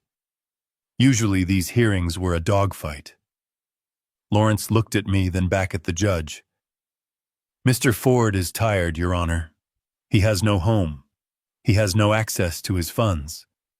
He recognizes that his presence is causing distress to his daughter-in-law. We are willing to agree to the restraining order. We will agree to zero contact with the minor child, Leo Ford." I heard a gasp from the gallery. It was Mitch, sitting in the back row wearing a baseball cap pulled low. He knew the plan, but hearing me give up Leo was still a physical blow. Vanessa straightened up in her chair. She looked surprised, then suspicious, then triumphant. However, Lawrence continued, raising a finger. "My client is currently destitute. He was evicted from his home the day of the funeral. His accounts were frozen. If he agrees to stay away, he needs assurance that he will not starve. We are asking for a stipend from the estate, a small living allowance until probate is settled." Mr. Cohen laughed. "Your Honor, the estate is not a charity. Mr. Ford has a pension. His pension is barely enough to cover his medication." Lawrence lied smoothly. "We are asking for a show of good faith. If Mrs. Ford wants him to disappear, she needs to give him the means to survive elsewhere. Otherwise, he will have no choice but to remain in the jurisdiction, living in his car, likely violating the order inadvertently." The judge looked at Vanessa. "It seems like a reasonable request, Mrs. Ford. If you want him gone, help him go." Vanessa leaned over to Cohen. They whispered. I saw her eyes flick to me. She was calculating. She was weighing the cost of getting rid of me against the pleasure of seeing me suffer. She smiled. It was the smile of a predator who realizes the prey has stopped running. She stood up. "Your Honor," she said, her voice sweet as poisoned honey. "I am a charitable woman. Bennett would have wanted his father to be taken care of, no matter how difficult he has become. I agree to a stipend." "How much?" Lawrence asked. $500 a month, Vanessa said. The courtroom was silent. $500. In this city, that wouldn't cover a week in a motel. It was an insult. It was a crumb thrown to a starving dog. Lawrence looked at me. I kept my head down, but I gave a nearly imperceptible nod. "My client accepts," Lawrence said. The judge banged his gavel. "So ordered. The restraining order is granted for a period of 1 year. Mr. Ford, you are to stay 500 yards away from Mrs. Ford and the child Leo Ford. In exchange, the estate will issue a monthly check of $500 to be picked up at Mr. Cohen's office." Adjourned. It was over. I had just legally signed away my right to protect my grandson. I had sold my dignity for $500. I stood up, leaning heavily on the table. Vanessa walked past me on her way out. She stopped. Drake was waiting for her at the gate, grinning like a shark. Vanessa leaned in close. She smelled of expensive perfume and victory. "You made the right choice, Garrison," she whispered. I looked up at her, letting my eyes water, letting my lip tremble. "I just want to go home, Vanessa. I just want this to be over." "It is over," she said. "You lost. But hey, look on the bright side. $500 is plenty if you know how to budget. It is enough to buy cat food. I hear it tastes just like tuna if you are hungry enough." She laughed. Drake chuckled and wrapped an arm around her waist. "By the way," she added, "we are moving up the reading of the will. I called Lawrence's office this morning. Since you are being so cooperative, we are doing it Friday at noon. I want to get the title transfer started so I can put the house on the market next week. Drake and I are looking at penthouses in the city. You should come see us sometime." "Oh, wait. You can't." She patted my cheek, a condescending tap that made my skin crawl. Then she turned and walked out, her heels clicking on the marble floor, a rhythm of absolute arrogance. I watched them go. I watched the doors swing shut behind them. Lawrence began packing his briefcase. He didn't look at me until the room was empty. "Did you hear that?" Lawrence asked, his voice dropping the defeated tone. "I heard it," I said, straightening my spine. My hands stopped shaking. My shoulders went back. The old man act evaporated. "Friday at noon," Lawrence said. She took the bait. "She is in a rush. She wants to sell the house next week. She is going to try to flip it," I said. "She needs the cash to pay off Drake's debts before his kneecaps get broken." That is why she agreed to the stipend. She thinks $500 bought her speed. "It bought her a funeral," Lawrence said. "Yours is on Friday, Garrison. But hers starts the moment she walks into my office." I looked at the door where she had exited. The shame of the last hour burned in my gut, but it was a cold, clean burn. It was fuel. "Cat food," I whispered. I turned to Lawrence. "Do you have the papers ready?" I asked.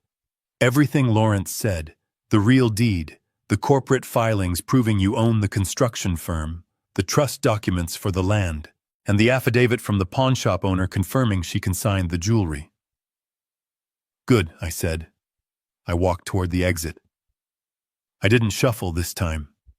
I walked with the stride of a man who had built bridges across raging rivers. I walked with the weight of a sledgehammer in my hands. "Where are you going?" Lawrence asked. "I am going back to the motel," I said. "I have a suit to press, and I have a phone call to make to Mitch. If Vanessa wants to sell the house next week, I need to make sure the open house is memorable." I pushed open the courtroom doors. The sun was shining outside, but for Vanessa and Drake, the storm was just beginning. They thought they had buried me. They didn't realize they had just poured the concrete for their own prison cell. And on Friday, I was going to lock the door. Thursday night at the Starlight Motel was quiet. The kind of quiet that usually precedes a tornado. I sat in the dark, the glow of Mitch's laptop illuminating my face, turning my skin a ghostly blue. I wasn't sleeping. I hadn't slept since the holding cell. My body was running on caffeine and a singular cold hatred that had replaced my blood. On the screen, the live feed from my house in Naperville was broadcasting a nightmare. It was a party. Vanessa hadn't waited for the ink to dry on the restraining order. She hadn't waited for the probate court to officially appoint her executor. She had thrown open the doors of my home, Bennett's home, and invited the wolves in. The living room was crowded, not with friends or family, but with strangers. Men in cheap suits who laughed too loud, women wearing dresses that looked like they belonged in a nightclub, not a suburban estate. The music was thumping a bass-heavy rhythm that vibrated the camera lens in the ceiling vent. They were drinking Bennett's wine collection. I watched a man I didn't recognize pop the cork on a 1996 vintage Bordeaux, a bottle Bennett had been saving for Leo's 21st birthday. The man took a swig straight from the bottle and laughed, spilling red droplets onto the Persian rug my late wife had picked out in Istanbul. And in the center of it all, holding court like a queen on her coronation day, was Vanessa. She was wearing a gold dress that shimmered under the chandelier lights. She had a glass of champagne in one hand and her phone in the other. Drake was by her side, his arm draped possessively over her shoulders. He had moved in. I could see his suitcases stacked in the hallway. He was wearing Bennett's smoking jacket, the silk one I had given him for Christmas 2 years ago. Seeing that sleazy con man wearing my dead son's clothes made bile rise in my throat. I watched them toast. Drake raised his glass and shouted something over the music. The microphone picked it up clearly. "To the good life," he roared, "and to the old man for checking out early." The room erupted in cheers. Vanessa laughed, throwing her head back, exposing her throat like a predator basking in a kill. They weren't mourning. They were celebrating a heist. My phone buzzed on the scarred wooden desk. It was an alert from an automated search bot Mitch had set up. New listing detected, eBay seller, Vi Queen 85. I clicked the link. The page loaded. It was a virtual garage sale of my life. Vanessa wasn't just selling the house. She was stripping it to the studs. She was liquidating everything that wasn't nailed down, and she was doing it fast. The listings were frantic, poorly spelled, and priced to move. Vintage Fender Stratocaster, $800. Bennett's first guitar. He had mowed lawns for a whole summer to buy that when he was 16. It was worth $5,000 easily. Set of first edition Hemingway books, $200. My collection. 40 years of collecting thrown onto the internet like trash. Men's designer suits, lot of $500. Bennett's wardrobe. The suits he wore to pitch investors. The suit he got married in. She was selling his skin. She was erasing him. I felt a heat rising in my chest, a physical pressure behind my eyes. I wanted to drive there. Restraining order be damned, I wanted to drive my Ford through the front door and burn the whole place down with them inside. But I didn't move. I forced myself to breathe. In through the nose, out through the mouth. Structural integrity, Garrison. Do not crack under load. I looked at the next listing, and my heart stopped. Patek Philippe Calatrava. Rose gold. Engraved. Buy it now, $1,500. I stared at the blurry photo. It was taken on my kitchen counter next to a half-empty wine glass. It was the watch I had given Bennett the day he launched his company. On the back it was engraved, "To Bennett, build strong, love Dad." It was worth $40,000. She was selling it for $1,500, less than the cost of the champagne she was drinking. I looked back at the camera feed. Vanessa was showing her phone to Drake. She pointed at the screen and laughed. "Look, babe," she said, her voice cutting through the audio feed. "Some idiot already bid on the guitar. We are going to have enough cash for your retainer by midnight. And look at this. The old man's watch. I hated that thing. It was so boring. $1,500. Easy money." Drake kissed her temple. "You are a genius, Van. Liquidate the assets before the lawyers lock it down. Cash is king." She was fencing stolen goods. Technically, until probate closed, those items belonged to the estate, not her. By selling them for cash, she was committing theft and fraud. But she didn't care. She thought she was untouchable. I looked at the listing again. The Buy It Now button was red, pulsing like a heartbeat. I opened a new tab on the browser. I logged into a PayPal account Mitch had set up for me, linked to the line of credit I had secured against my patents. The account name was Anonymous Buyer 77. I didn't hesitate. I clicked Buy It Now. Transaction complete. I went back to the listings. The guitar. Click. Buy It Now. The books. Click. The suits. Click. I worked with the precision of a surgeon. I didn't browse. I didn't haggle.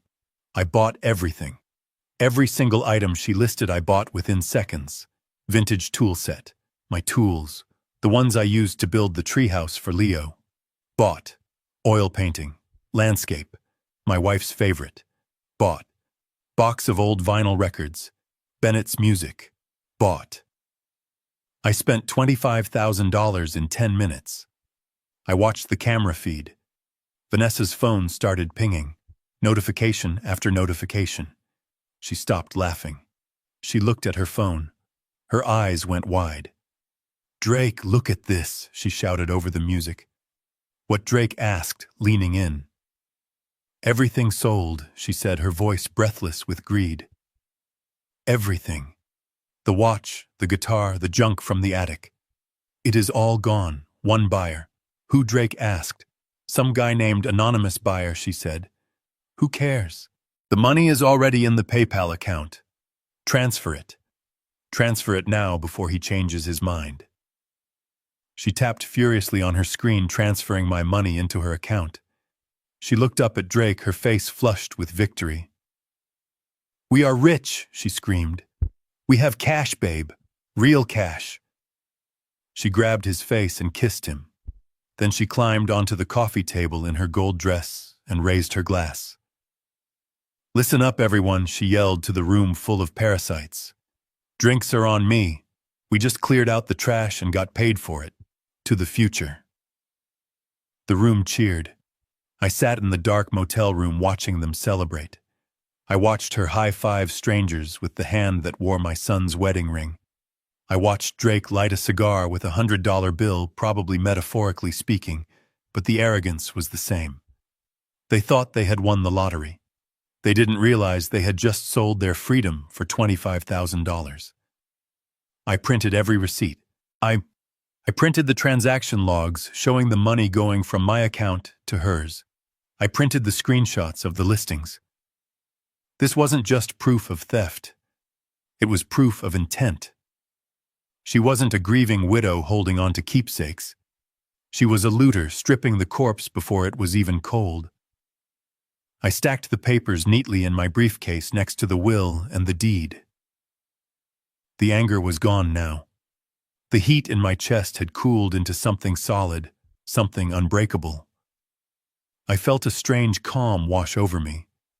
It was the calm of a demolition expert who has wired the charges and checked the circuits and is now just waiting for the countdown to reach 0.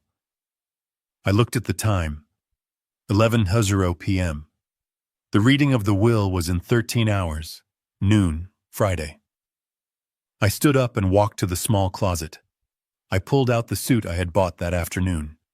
It was a charcoal gray wool suit tailored to fit. It cost $2,000.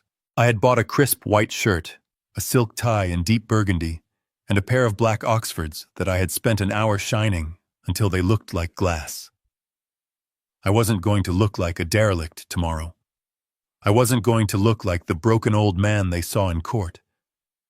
I was going to look like Garrison Ford, CEO, engineer, father. I took a shower, scrubbing the jail scent off my skin. I shaved carefully, watching my face in the mirror. The lines were deep etched by 70 years of gravity and grief, but the eyes were clear. They were Bennett's eyes.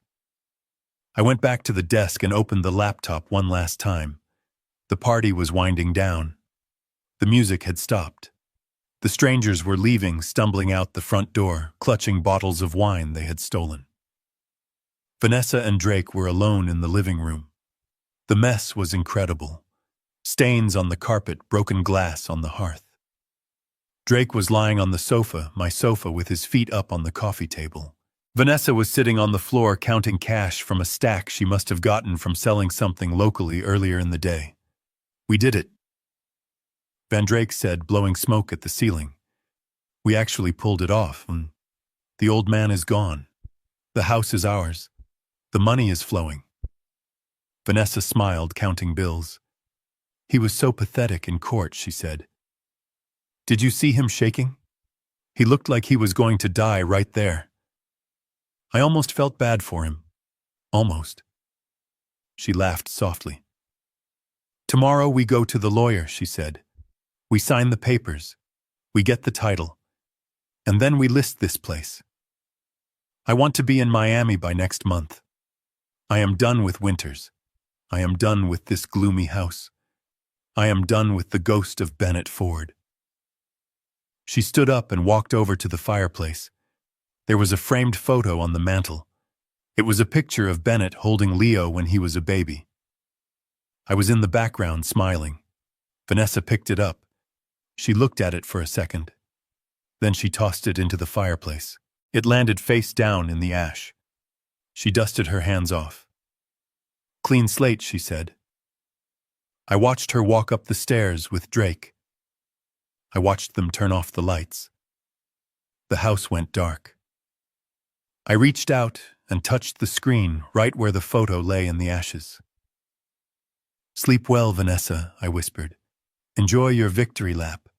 Because when the sun comes up, you are going to find out that you didn't just burn a bridge. You are standing on it. And I am the one holding the detonator." I closed the laptop. I turned off the light in room 104. I lay down on the lumpy mattress, my hands folded over my chest. For the first time in 4 days, I fell asleep instantly. I had a busy day tomorrow. I had a will to read. And I had a family to bury. The elevator ride to the 45th floor of the Stratford Tower was a silent ascent into the stratosphere of wealth. The doors opened with a soft chime, revealing a lobby of polished marble and glass that offered a panoramic view of the Chicago skyline under the gray midday sky. I walked past the receptionist, who wrinkled her nose slightly as I approached. I didn't blame her. I had decided against the new charcoal suit at the last minute. Lawrence had texted me a final instruction while I was shaving. "Wear the wreckage, Garrison. Let them see the ruin. The resurrection will be more painful for them, if they think you are already dead." So I wore my old stained raincoat over a frayed sweater and slacks that hung loose on my frame. I looked like exactly what they wanted me to be. A defeated old man living out of a suitcase. I pushed open the double mahogany doors to the main conference room. It was a cavernous space dominated by a 20-foot table made of black walnut. The air conditioning was set to a temperature that felt designed to preserve cryogenic tissue. At the head of the table sat Lawrence, impeccable in pinstripes, his face a mask of professional neutrality. But his eyes flickered to me as I entered, and I saw the spark of anticipation. The rest of the room was occupied by the vultures. On the left side of the table sat Vanessa. She was wearing white, a pristine white pantsuit that looked sharp enough to cut glass. It was a bold choice for a grieving widow, but Vanessa had stopped grieving the moment the dirt hit the casket. Next to her was Drake, leaning back in the leather chair, with the ease of a man who had already spent the inheritance. He was wearing a gold watch that caught the light. I recognized it immediately. It was my retirement gift to myself from 10 years ago. One of the items I had bought back on eBay last night. He must have taken it from the pile before she shipped it. He was wearing my watch on his wrist while he waited to steal my house. Next to them sat an older couple. I recognized them from the wedding photos I wasn't invited to be in. Howard and Beverly, Vanessa's parents. They were small people with pinched faces, dressed in expensive clothes that didn't quite hide their hunger. They looked at me with open contempt, their eyes scanning my muddy shoes and my unshaven face. "You are late, Garrison," Vanessa said without turning her head.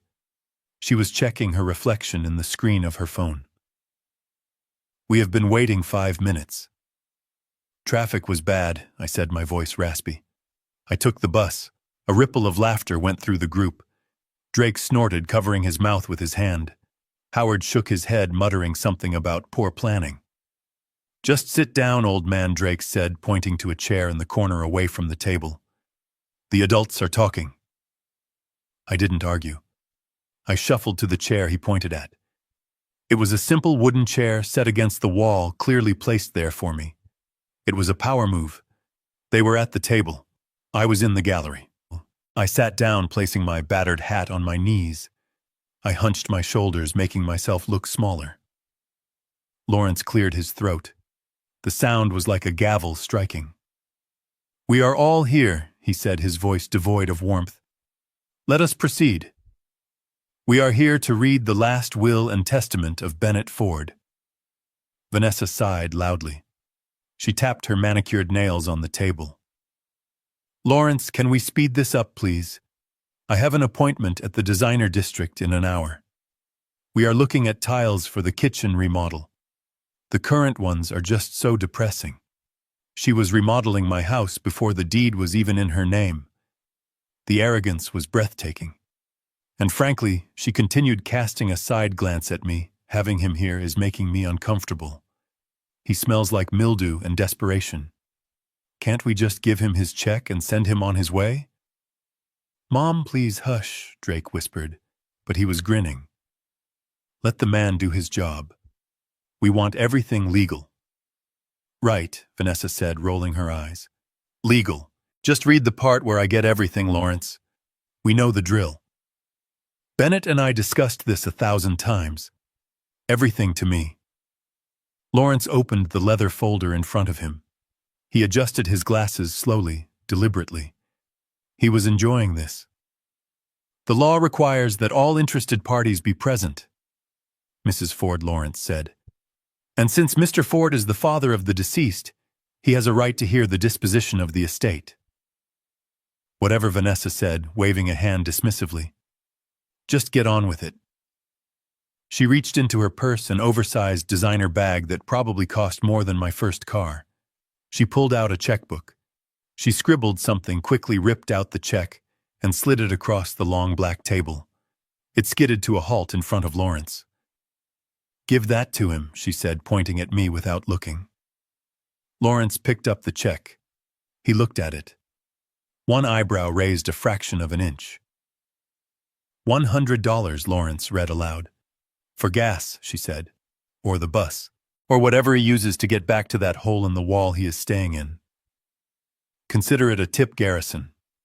For not making a scene today. Her mother, Beverly, chuckled.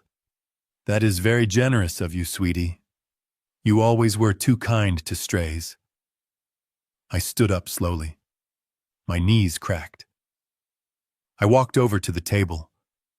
I reached out with a trembling hand and took the check from Lawrence. I looked at it. $100. Signed with a flourish. Vanessa Ford. Thank you, Vanessa, I said, my voice cracking. This will help. She looked at me then. Her eyes were cold, dead things. Don't spend it all on booze, Garrison. And do not think this means we are friends. Once you walk out that door, you are a ghost to us. Do you understand? I understand, I said, tucking the check into my pocket. Good, she said, turning back to Lawrence. Now read the damn will. I have shopping to do. I promised Drake a new car to celebrate our fresh start. Drake squeezed her hand. You are too good to me, babe. I went back to my wooden chair in the corner. I sat down. I watched them. They were wolves feasting on a carcass they hadn't even finished killing. They were so sure of themselves. They were so confident that the world worked the way they wanted it to work. Lawrence looked at me. I gave him a single, almost imperceptible nod. It was time. Lawrence cleared his throat again. He picked up the heavy cream-colored document. He didn't look at Vanessa. He looked straight ahead. I will begin, Lawrence said. I, Bennett Ford, being of sound mind and body, do hereby declare this to be my last will and testament, revoking all prior wills and codicils. Finally, Vanessa whispered. Article 1, Lawrence read, regarding the disposition of my primary assets. The room went silent. The air conditioning hummed. I watched Vanessa's face. I watched the greedy anticipation in her eyes. I watched Drake lean forward, his eyes on the document. I wanted to remember this moment. I wanted to remember the exact second before their world shattered. Because the view from the bottom of the canyon is terrible, but the view from the top right before you push the plunger is spectacular. To my beloved wife, Vanessa Ford, I leave the entirety of my estate, including but not limited to the real property located at 42 Willow Creek Drive, the entirety of my investment portfolio held at Vanguard, and my majority shares in Ford Tech Solutions. Lawrence read the words with a monotone gravity that filled the room. He paused to turn the page, the paper rustling loud in the silent office. I further designate Vanessa Ford as the sole beneficiary of my life insurance policy in the amount of $5 million. I leave her these assets with my deepest love and the hope that she will continue to build the life we dreamed of together. The silence that followed lasted exactly 1 second. Then it shattered. Yes, Vanessa screamed, jumping up from her chair. She threw her hands in the air like she had just crossed a finish line. Yes, yes, yes. I knew it. I knew he wouldn't change it. She grabbed Drake by the lapels of his jacket and pulled him into a kiss right there in front of the lawyer, in front of her parents, and in front of the father of the man who had just left her everything. It was obscene. It was a victory lap on a grave. Drake laughed, a deep, throaty sound of pure greed. $5 million, baby, he said, grinning. We are golden. We are absolutely golden. Howard and Beverly were clapping. Actually, clapping. Good for you, sweetheart, Beverly cooed. You deserve every penny. You put up with so much. You earned this. I sat in my wooden chair in the corner, clutching my battered hat. I forced my shoulders to slump. I forced my mouth to tremble. I had to sell this. I had to make them believe the demolition was over so they wouldn't hear the explosives ticking beneath their feet. Lawrence sat perfectly still. He waited for the celebration to die down. He looked at me over the rim of his glasses. His expression was unreadable to them, but to me, it was a signal. Hold the line, Garrison. Vanessa turned away from Drake. Her face was flushed with adrenaline and triumph. She looked at me. Her eyes narrowed. She walked around the long table, her heels clicking a staccato rhythm on the floor. She stopped 2 feet away from me. She loomed over me, savoring her height, savoring her power. Did you hear that, old man? She asked, her voice dripping with venom. Did you hear what your son thought of you? I looked up at her, blinking rapidly. Bennett loved me. I whispered, my voice cracking. Bennett pitied you, she corrected. He left everything to me. Every brick, every dollar, every share. He didn't even leave you a token. He didn't leave you a watch or a book or a kind word. He forgot you, Garrison, just like the rest of the world is going to do. She reached out and tapped the breast pocket of my frayed sweater where I had put the $100 check. That check I gave you, she said, smiling cruelly. That is the only money you will ever see from the Ford name again. Frame it, spend it on whiskey, burn it, I don't care. But do not ever come to my door asking for a handout. Drake walked up behind her, putting a hand on her shoulder. He looked at me with a smirk. He checked the time on my watch, the watch he stole. Time to go, babe, he said. We have a celebration lunch booked, champagne and caviar. Vanessa didn't look away from me. She wanted to twist the knife one last time. I told you, Garrison, she said, leaning down so her face was inches from mine. I told you that you wouldn't get a cent. I promised you that I would leave you with nothing. And unlike your son, I keep my promises. Enjoy the nursing home. I hope the bedbugs don't bite too hard. But if you get hungry, just remember what I said. Cat food is cheap, and protein is protein. She laughed again. It was the sound of a woman who believed she was untouchable. She turned her back on me, dismissing me as if I were already dead. Okay, Lawrence, she said, waving a hand at him. Wrap it up. Give me the papers to sign for the title transfer. I want to get the house listed by Monday, and cut the check for the insurance. I have debts to pay. She held out her hand, expecting a pen. She expected surrender. She expected the world to bow down because she had won. Lawrence didn't move. He didn't hand her a pen. He didn't close the folder. He sat there, his hands folded on top of the document he had just read. He looked at Vanessa, then at Drake, then at her parents. Finally, his gaze landed on me. I slowly straightened my spine. I stopped trembling. I placed my hat on the floor. I stood up. My knees didn't crack this time. I stood to my full height of 6'2". I brushed a speck of lint off my old sweater. The air in the room changed. It grew heavy. The temperature seemed to drop 10 degrees. Vanessa frowned, looking at me. Sit down, Garrison, she snapped. We aren't done. You are right, I said, my voice no longer raspy, no longer weak. It was the voice I used to command construction crews on suspension bridges in high winds. We aren't done. Lawrence cleared his throat. The sound was like a thunderclap in the sudden silence. Mrs. Ford Lawrence said, his voice calm and deadly. Please take your seat.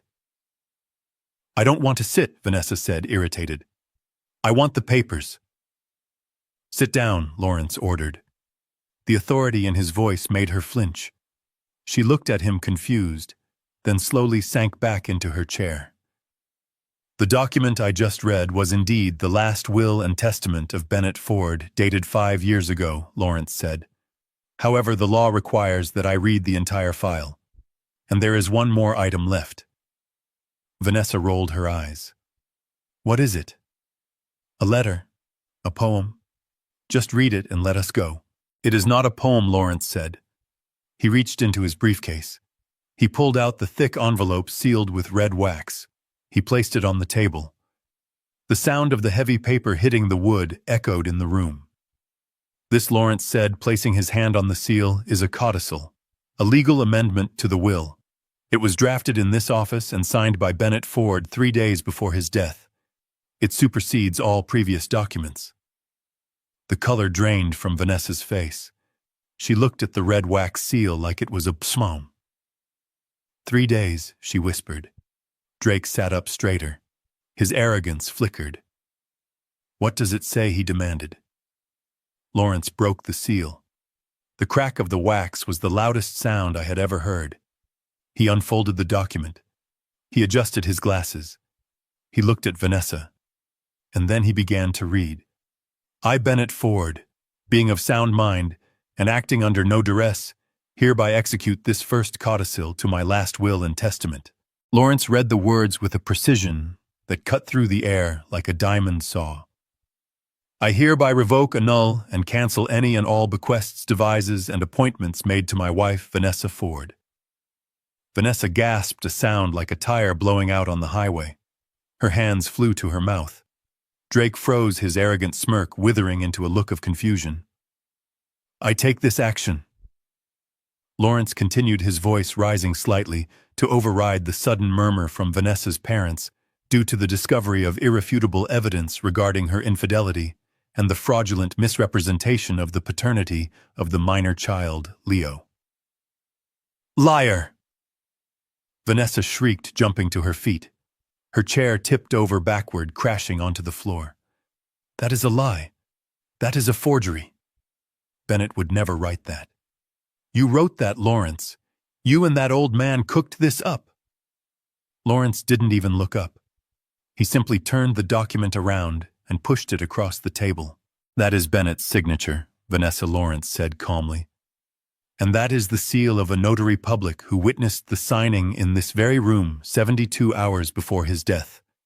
And attached is the DNA report Bennett brought with him, the one he found in your email. Vanessa stared at the signature. Her face went from flush to a ghostly white. She grabbed the edge of the table, her knuckles turning yellow. He knew, she whispered. He knew, Lawrence confirmed. And because of your actions, he exercised his right to disinherit you completely. You get nothing, Vanessa. No insurance, no stocks, no cash. The $5 million policy. It had a morality clause regarding spousal fraud. It is void. Drake stood up so fast, his knees hit the table, shaking the heavy walnut slab. Void, he shouted. What do you mean, void? We have debts. We have commitments. That sounds like a personal problem, Mr. Thorne, Lawrence said, dismissing him with a glance. But I am not finished. There is the matter of the real estate. Vanessa looked up, her eyes wild. The house, she stammered. The house is in my name. I signed the quitclaim. Bennett signed it. You can't take the house. Lawrence smiled. It was the smile of a shark who just tasted blood in the water. You are correct, Mrs. Ford. Bennett did sign a quitclaim deed transferring the structure located at 42 Willow Creek Drive to you. You own the bricks, the wood, and the glass. See, Vanessa yelled, pointing a shaking finger at me. See, I still have the house. I will sell it. It is worth $1.5 million. I will sell it and leave you rotting in the gutter, Garrison. However, Lawrence interrupted, his voice cutting her off like a guillotine blade. You seem to have overlooked a fundamental detail of property law. You own the structure, yes, but you do not own the land it sits on. Vanessa blinked. What? 10 years ago, when Bennett started his company, his father provided the capital, Lawrence explained. To protect that investment, we separated the title. Bennett Ford owned the improvements. But the land, the acre of prime real estate in Naperville, was placed in a 99-year ground lease. Vanessa looked around the room, confused. What does that mean? It means, Lawrence said, leaning forward, that the land belongs to the original investor. And the terms of the ground lease state that in the event of Bennett Ford's death or the dissolution of his marriage, the lease terminates immediately. He pointed a finger at me. The land belongs to Garrison Ford, and as the landowner, Mr. Ford has the right to demand the removal of any trespassing structures within 30 days. Removal, Vanessa whispered. You have 30 days to move your house off his land, Mrs. Ford, Lawrence said. If you fail to do so, the structure is considered abandoned property and ownership reverts to the landowner. I stood up. I walked over to the table. I looked down at Vanessa. She was trembling so hard her teeth were chattering. You have a house, Vanessa, I said, my voice steady and cold. But you have nowhere to put it. You have 30 days to pick it up and carry it away. Or you can leave. Right now. She looked at me. Her eyes rolled back in her head. She didn't make a sound. She just folded. Her knees gave out, and she collapsed, hitting the expensive carpet with a heavy thud. She was out cold. Fainted from the sheer shock of losing $10 million in 10 minutes. Her mother, Beverly, screamed and dropped to her knees beside her, fanning her face. Howard was shouting for water. Drake looked at Vanessa's unconscious body. He looked at the will on the table. He looked at me. He did the math. The money was gone. The house was gone. The insurance was gone. And he was standing in a room with a lawyer and a man he had tormented. He made a decision. I gotta go, he muttered, backing away toward the door. I don't know anything about this. This is family business. I'm out. He turned and bolted for the double mahogany doors. He hit them hard, pushing them open, expecting to run into the hallway and down to the elevator and away from his debts. But the hallway wasn't empty. Standing there, filling the frame of the door, were 3 men. 2 were uniformed police officers. The third was a detective in a cheap suit holding a pair of handcuffs. Going somewhere, Mr. Thorne, the detective asked. Drake skidded to a halt, his eyes darting around like a trapped rat. I didn't do anything, he stammered. I was just leaving. We have a warrant for your arrest, the detective said, stepping into the room. Fraud, embezzlement, and we have some questions about a 911 call that was made 25 minutes too late. Drake's face went gray. How he whispered. I walked up behind him. Because I watched you, I said. I watched you eat an apple in my kitchen while you talked about spending my son's money. And I watched the security footage from the night he died. Drake spun around to face me. Security footage, he choked out. There are cameras in the house, Drake, I said. There have always been cameras. The officers grabbed him. They spun him around and slammed him against the wall. The sound of the cuffs clicking shut was the sweetest music I had ever heard. Vanessa began to stir on the floor. She groaned, blinking her eyes open. She looked up and saw Drake in handcuffs. She saw the police. She saw me standing over her, not a broken old man, but a titan of industry who had just brought the roof down on her head. Get up, Vanessa, I said. The police have a matching pair of bracelets for you. She started to cry. Not the fake tears from the funeral. Real, terrified tears. Garrison, please, she sobbed, reaching for my pant leg. We are family. I was scared. I didn't mean for him to die. Please don't let them take me. I took a step back, moving my leg out of her reach. Family protects each other. Vanessa, I said. You watched my son die to protect your bank account. You are not family. You are a structural failure. And I just condemned the building. The detective walked over and pulled her to her feet. She was wailing now, screaming for her mother, screaming for a lawyer, screaming for mercy. I turned to Lawrence. Is it done? I asked. It is done, Lawrence said, closing the file. The house is yours, the company is yours, and Leo's trust is secure. I nodded.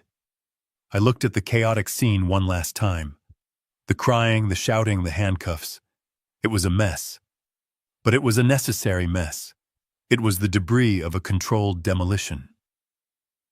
Let's go, I said to Lawrence. I have a house to clean out, and I have a grandson to find. We walked out of the office, leaving the vultures to the police. I didn't look back. I had a lot of work to do. But for the first time since Bennett died, I felt light. The weight was gone. The foundation was clear. It was time to rebuild. The smelling salts hit Vanessa like a physical slap, snapping her head back and forcing a ragged gasp into her lungs. She blinked rapidly, her eyes darting around the conference room, trying to anchor herself in a reality that had just dissolved beneath her feet. She saw the empty chair where Drake had been sitting before the police dragged him out. She saw Lawrence stacking papers with the finality of a mortician closing a casket. And she saw me. I was standing over her, my arms crossed, my expression carved from granite. I wasn't the father-in-law she had mocked. I was the landlord she had defrauded. Vanessa scrambled to her knees, ignoring the expensive silk of her pantsuit, tearing on the metal leg of the table. She reached out her hands, trembling violently, trying to grab the hem of my trousers. Garrison, please, she choked out, her voice a wet, desperate rasp. You can't let them take me. I am scared. I didn't mean for any of this to happen. Drake made me do it. He confused me. I took a step back, putting distance between my fabric and her touch. He made you wait 25 minutes, asked my voice low and devoid of temperature. He made you check your Instagram while my son suffocated on his own tongue. Vanessa flinched as if I had struck her. Tears streamed down her face, ruining the perfect makeup she had applied to celebrate her victory. We are family, she wailed, using the one card she thought still held value. I am the mother of your grandson. You can't destroy your family, Garrison. Bennett wouldn't want this. That was the mistake. She invoked his name. I leaned down until my face was inches from hers. I wanted her to see the eyes of the man she had killed reflected in mine. My family died on that landing, Vanessa, I whispered. My family died the moment you stepped over his body to get a glass of water. You are not family. You are a trespasser. You are a squatter in a life you didn't earn. I straightened up and looked at the detective who was waiting by the door, holding the handcuffs. Officer, I said, before you book her, I want her off my property. The lease is terminated. I want her things out of my house. Now. The detective nodded. We can do a supervised escort, Mr. Ford. She needs to collect personal effects before processing anyway. I looked at Vanessa. Get up, I commanded. You have 1 hour, 60 minutes to clear your trash out of my son's sanctuary. And Vanessa, listened to me closely. You take only what you came with. If you touch a single item bought with Bennett's money, if you try to pack one bag that my son paid for, I will have the officers add grand larceny to the charge sheet. Do you understand? She nodded mutely, dragging herself to her feet. She looked small. The arrogance that had filled the room 10 minutes ago had evaporated, leaving behind a hollow, terrified shell. The ride to Naperville was a funeral procession in reverse. I drove my Ford following the police cruiser that held Vanessa in the back seat, caged like an animal. When we pulled into the driveway, the neighborhood was watching. The flashing lights drew them out from behind their curtains. They stood on their manicured lawns watching the queen of the cul-de-sac return in a cage. I got out and stood by the front door. I unlocked it with my key, the master key I had cut 10 years ago. I pushed the door open. Start the clock, I said, checking my watch. Vanessa stumbled inside, followed closely by a female officer. She ran to the stairs, hyperventilating. I followed her. I wasn't going to let her out of my sight. She went straight to the master bedroom. She pulled a Louis Vuitton suitcase from the closet and started frantically throwing designer dresses into it. Stop, I barked. She froze, holding a red Valentino gown. Check the receipt, I said. Who paid for that dress, Vanessa? She stared at me, her hands shaking. Bennett bought it for me, for our anniversary. Then it stays, I said. That is estate property. Put it back. She dropped the dress on the floor. She grabbed a cashmere sweater. Bennett's card, I said. Drop it. She grabbed a pair of diamond earrings from the vanity. I bought those back last night, I reminded her. Those are mine. Drop them. She screamed a sound of pure frustration and rage. She swept her arm across the vanity, sending perfume bottles and jewelry crashing to the floor. What can I take? She shrieked. What do I have left? I pointed to the corner of the closet where a small, dusty box sat. It contained the clothes she had worn when she moved in 10 years ago. Cheap jeans, polyester tops, the uniform of the girl she was before she sunk her claws into my son. You take what you earned, Vanessa, I said, which is nothing.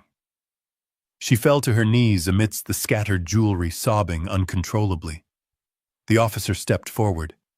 Ma'am, you have 40 minutes. I suggest you pack essentials. Vanessa crawled to the dusty box. She pulled out a pair of worn leggings and a faded t-shirt. She stripped off her white pantsuit right there in the middle of the room. She put on the old clothes. It was a transformation in reverse. The socialite melted away, revealing the grifter underneath. She packed a small duffel bag with toiletries and the few rags she could claim. She walked out of the bedroom. She passed the nursery where Leo used to sleep. She stopped. Her hand hovered over the doorknob. Don't I warned? You don't get to say goodbye to a room you emptied. You sent him away so you could throw a party, remember? She lowered her hand. She walked down the stairs. The officer was right behind her. In the foyer, she stopped. She looked around the house. She looked at the high ceilings, the crown molding the life she had killed to keep. It isn't fair, she whispered. It was almost mine. Almost doesn't count in engineering, Vanessa, I said, opening the front door. A bridge either stands or it falls. You built yours on sand. She walked out into the daylight. The neighbors fell silent as she passed. She kept her head down, clutching her pathetic bag to her chest.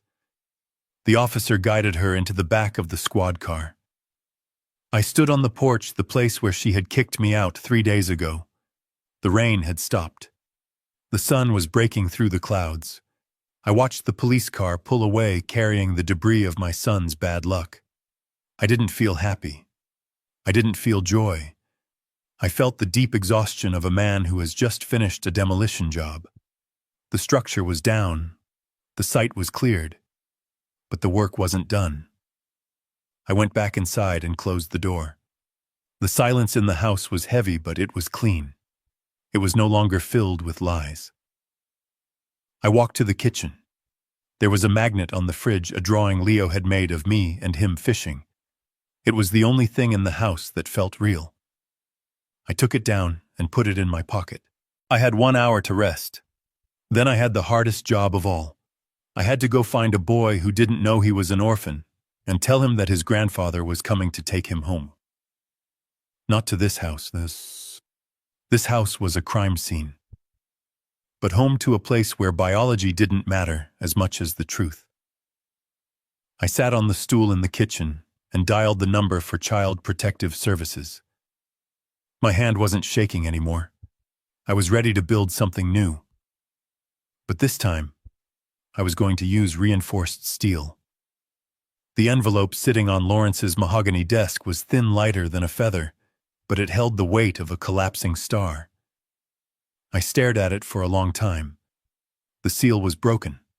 Inside was the final piece of the puzzle, the confirmation of the betrayal that had rotted my family from the inside out. Lawrence didn't say a word. He just pushed the paper toward me, his face a mask of sorrow. I picked it up. My hands were steady now, hardened by the last 3 days of warfare. I read the conclusion at the bottom of the page. Probability of paternity for Drake Thorne, %.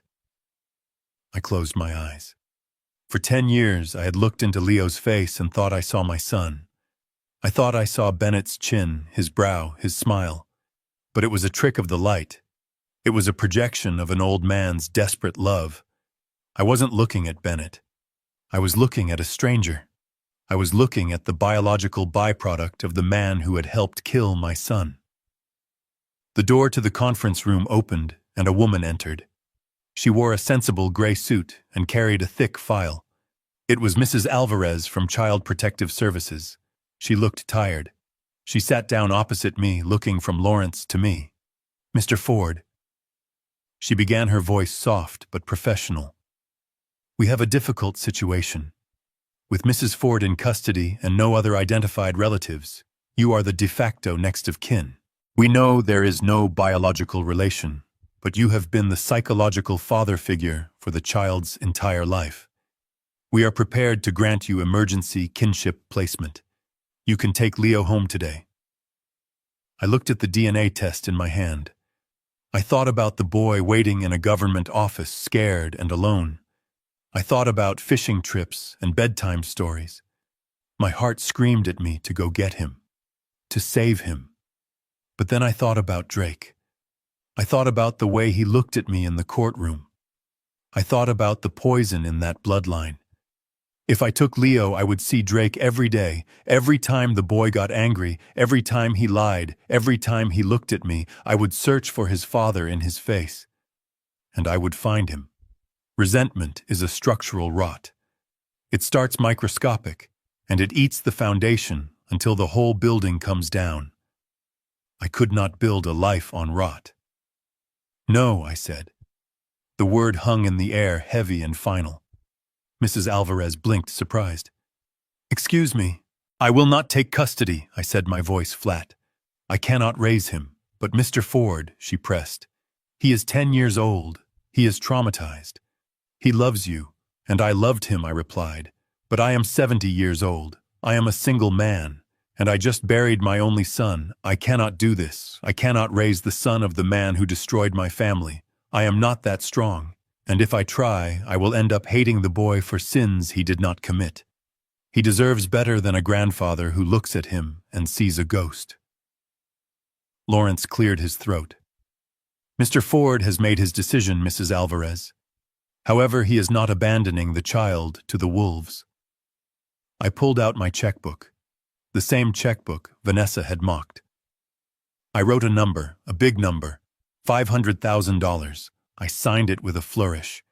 "This is for the boy," I said, sliding the check to the social worker. "It is an irrevocable educational trust. It pays for his therapy, his schooling, and his college. He gets the principal when he turns 25, provided he has a clean criminal record and a degree." Mrs. Alvarez picked up the check. Her eyes widened. "Mr. Ford, It is penance," I interrupted. "It is the last thing my son would have wanted. Bennett loved that boy. Bennett died thinking that boy was his. I am honoring my son's memory by making sure the kid doesn't starve. But I will not be his guardian. Find him a good home," I continued, standing up. "Find him a family that doesn't know his history. A family that can look at him and just see a boy, not a crime scene. Give him a fresh start. That is something I cannot give him." I walked to the window and looked out at the Chicago skyline. I felt a phantom pain in my chest, a severing of a limb I had thought was part of me. Leo was gone. Bennett was gone. The house was empty. I was alone. But as I looked at the steel and glass structures defying gravity, I realized that sometimes you have to clear the rubble before you can build again. I had saved the boy's future with money, but I had saved my own sanity with distance. It was the hardest decision of my life. It was cruel. It was cold. But it was necessary. I turned back to the room. "Do not let Vanessa or Drake near that money," I warned. "That trust is locked tighter than a bank vault. If they try to touch it, Lawrence will bury them." I walked out of the office, leaving the check and the DNA test on the table. I didn't look back. I had a fishing trip to plan, and for the first time in a long time I was going to fish alone. I sold the house in Naperville 3 weeks later. I didn't list it. I didn't stage it. I sold it to a developer who wanted the land for a subdivision. He asked me if I wanted to keep the chandelier or the custom mantle over the fireplace. I told him he could burn it all. I wanted the structure gone. I wanted the ground cleared. Watching the bulldozer tear through the front porch where Vanessa had kicked me out felt like watching a tumor being excised. It was violent, and it was messy, but it was the only way to heal. The proceeds from the sale, along with the money I recovered from liquidating the assets Vanessa had tried to steal, didn't go into my bank account. I didn't want a dime of it. It felt tainted heavy with the memory of betrayal. Instead, I walked into the dean's office at the state university Bennett had attended. I placed a cashier's check on his desk. It was enough to fund full rides for 20 students. We called it the Bennett Ford Engineering Scholarship. It was for kids who grew up in garages fixing cars with their dads. Kids who knew the value of building something with their hands. Kids who would build the future my son was denied. 6 months later, the air was crisp, carrying the scent of pine and deep water. I sat on a weathered wooden dock extending out into a quiet lake in Wisconsin. Mitch was beside me in his wheelchair, his fishing line casting a thin shadow on the water. We hadn't spoken in an hour. We didn't need to. The silence between us wasn't empty. It was the comfortable silence of 2 old soldiers who had survived the war and were simply grateful to feel the sun on their faces. My phone buzzed against the wooden slats of the dock. It was a jarring modern sound in the ancient quiet of the woods. I ignored it for a moment, watching a dragonfly hover over the water. But it buzzed again, insistent. I picked it up. It was a notification from the bank. The sale of Ford Tech Solutions, Bennett's company, had finally closed. The board of directors had bought me out. Wire transfer received $5,000. I stared at the screen. $5 million. It was a number that would have made Vanessa kill again. It was a number that Drake would have sold his soul for. To them, it was freedom. To them, it was power. To me, it was just pixels. It was just a number. It couldn't buy back the years I missed. It couldn't buy back the sound of Bennett's laugh. It couldn't turn a stranger's child into my grandson. It was the price of a life, and it felt woefully inadequate. Mitch looked over at me. He saw the screen. He saw the number. He didn't whistle. He didn't congratulate me. He just nodded slowly, understanding the hollow weight of that fortune. "You done with that?" Mitch asked, nodding at the phone. I looked at the device. It was the tether that had connected me to the lawyers, the police, the courts, the pain. It was the tool I had used to destroy my family, to save myself. But the demolition was over. The site was cleared. "Yeah," I said. "I am done." I stood up. My knees didn't ache today. The mountain air was good for them. I walked to the edge of the dock. I weighed the phone in my hand. It felt heavy, like a brick. I pulled my arm back and threw it. It arced high into the air, spinning end over end, catching the sunlight one last time. It hit the water 50 feet out with a satisfying splash.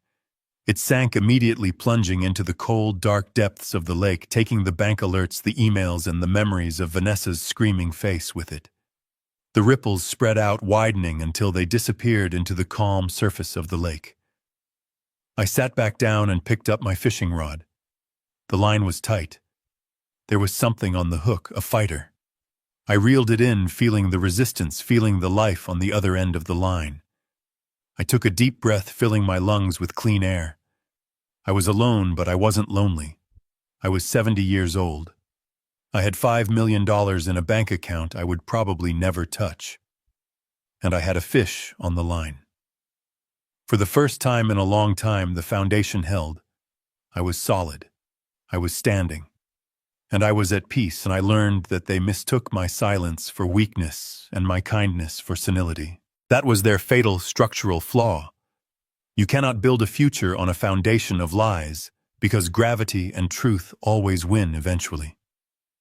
True wealth isn't the $5 million sitting in a bank account I'll never touch. It is the peace of knowing I protected my son's legacy when he couldn't do it himself.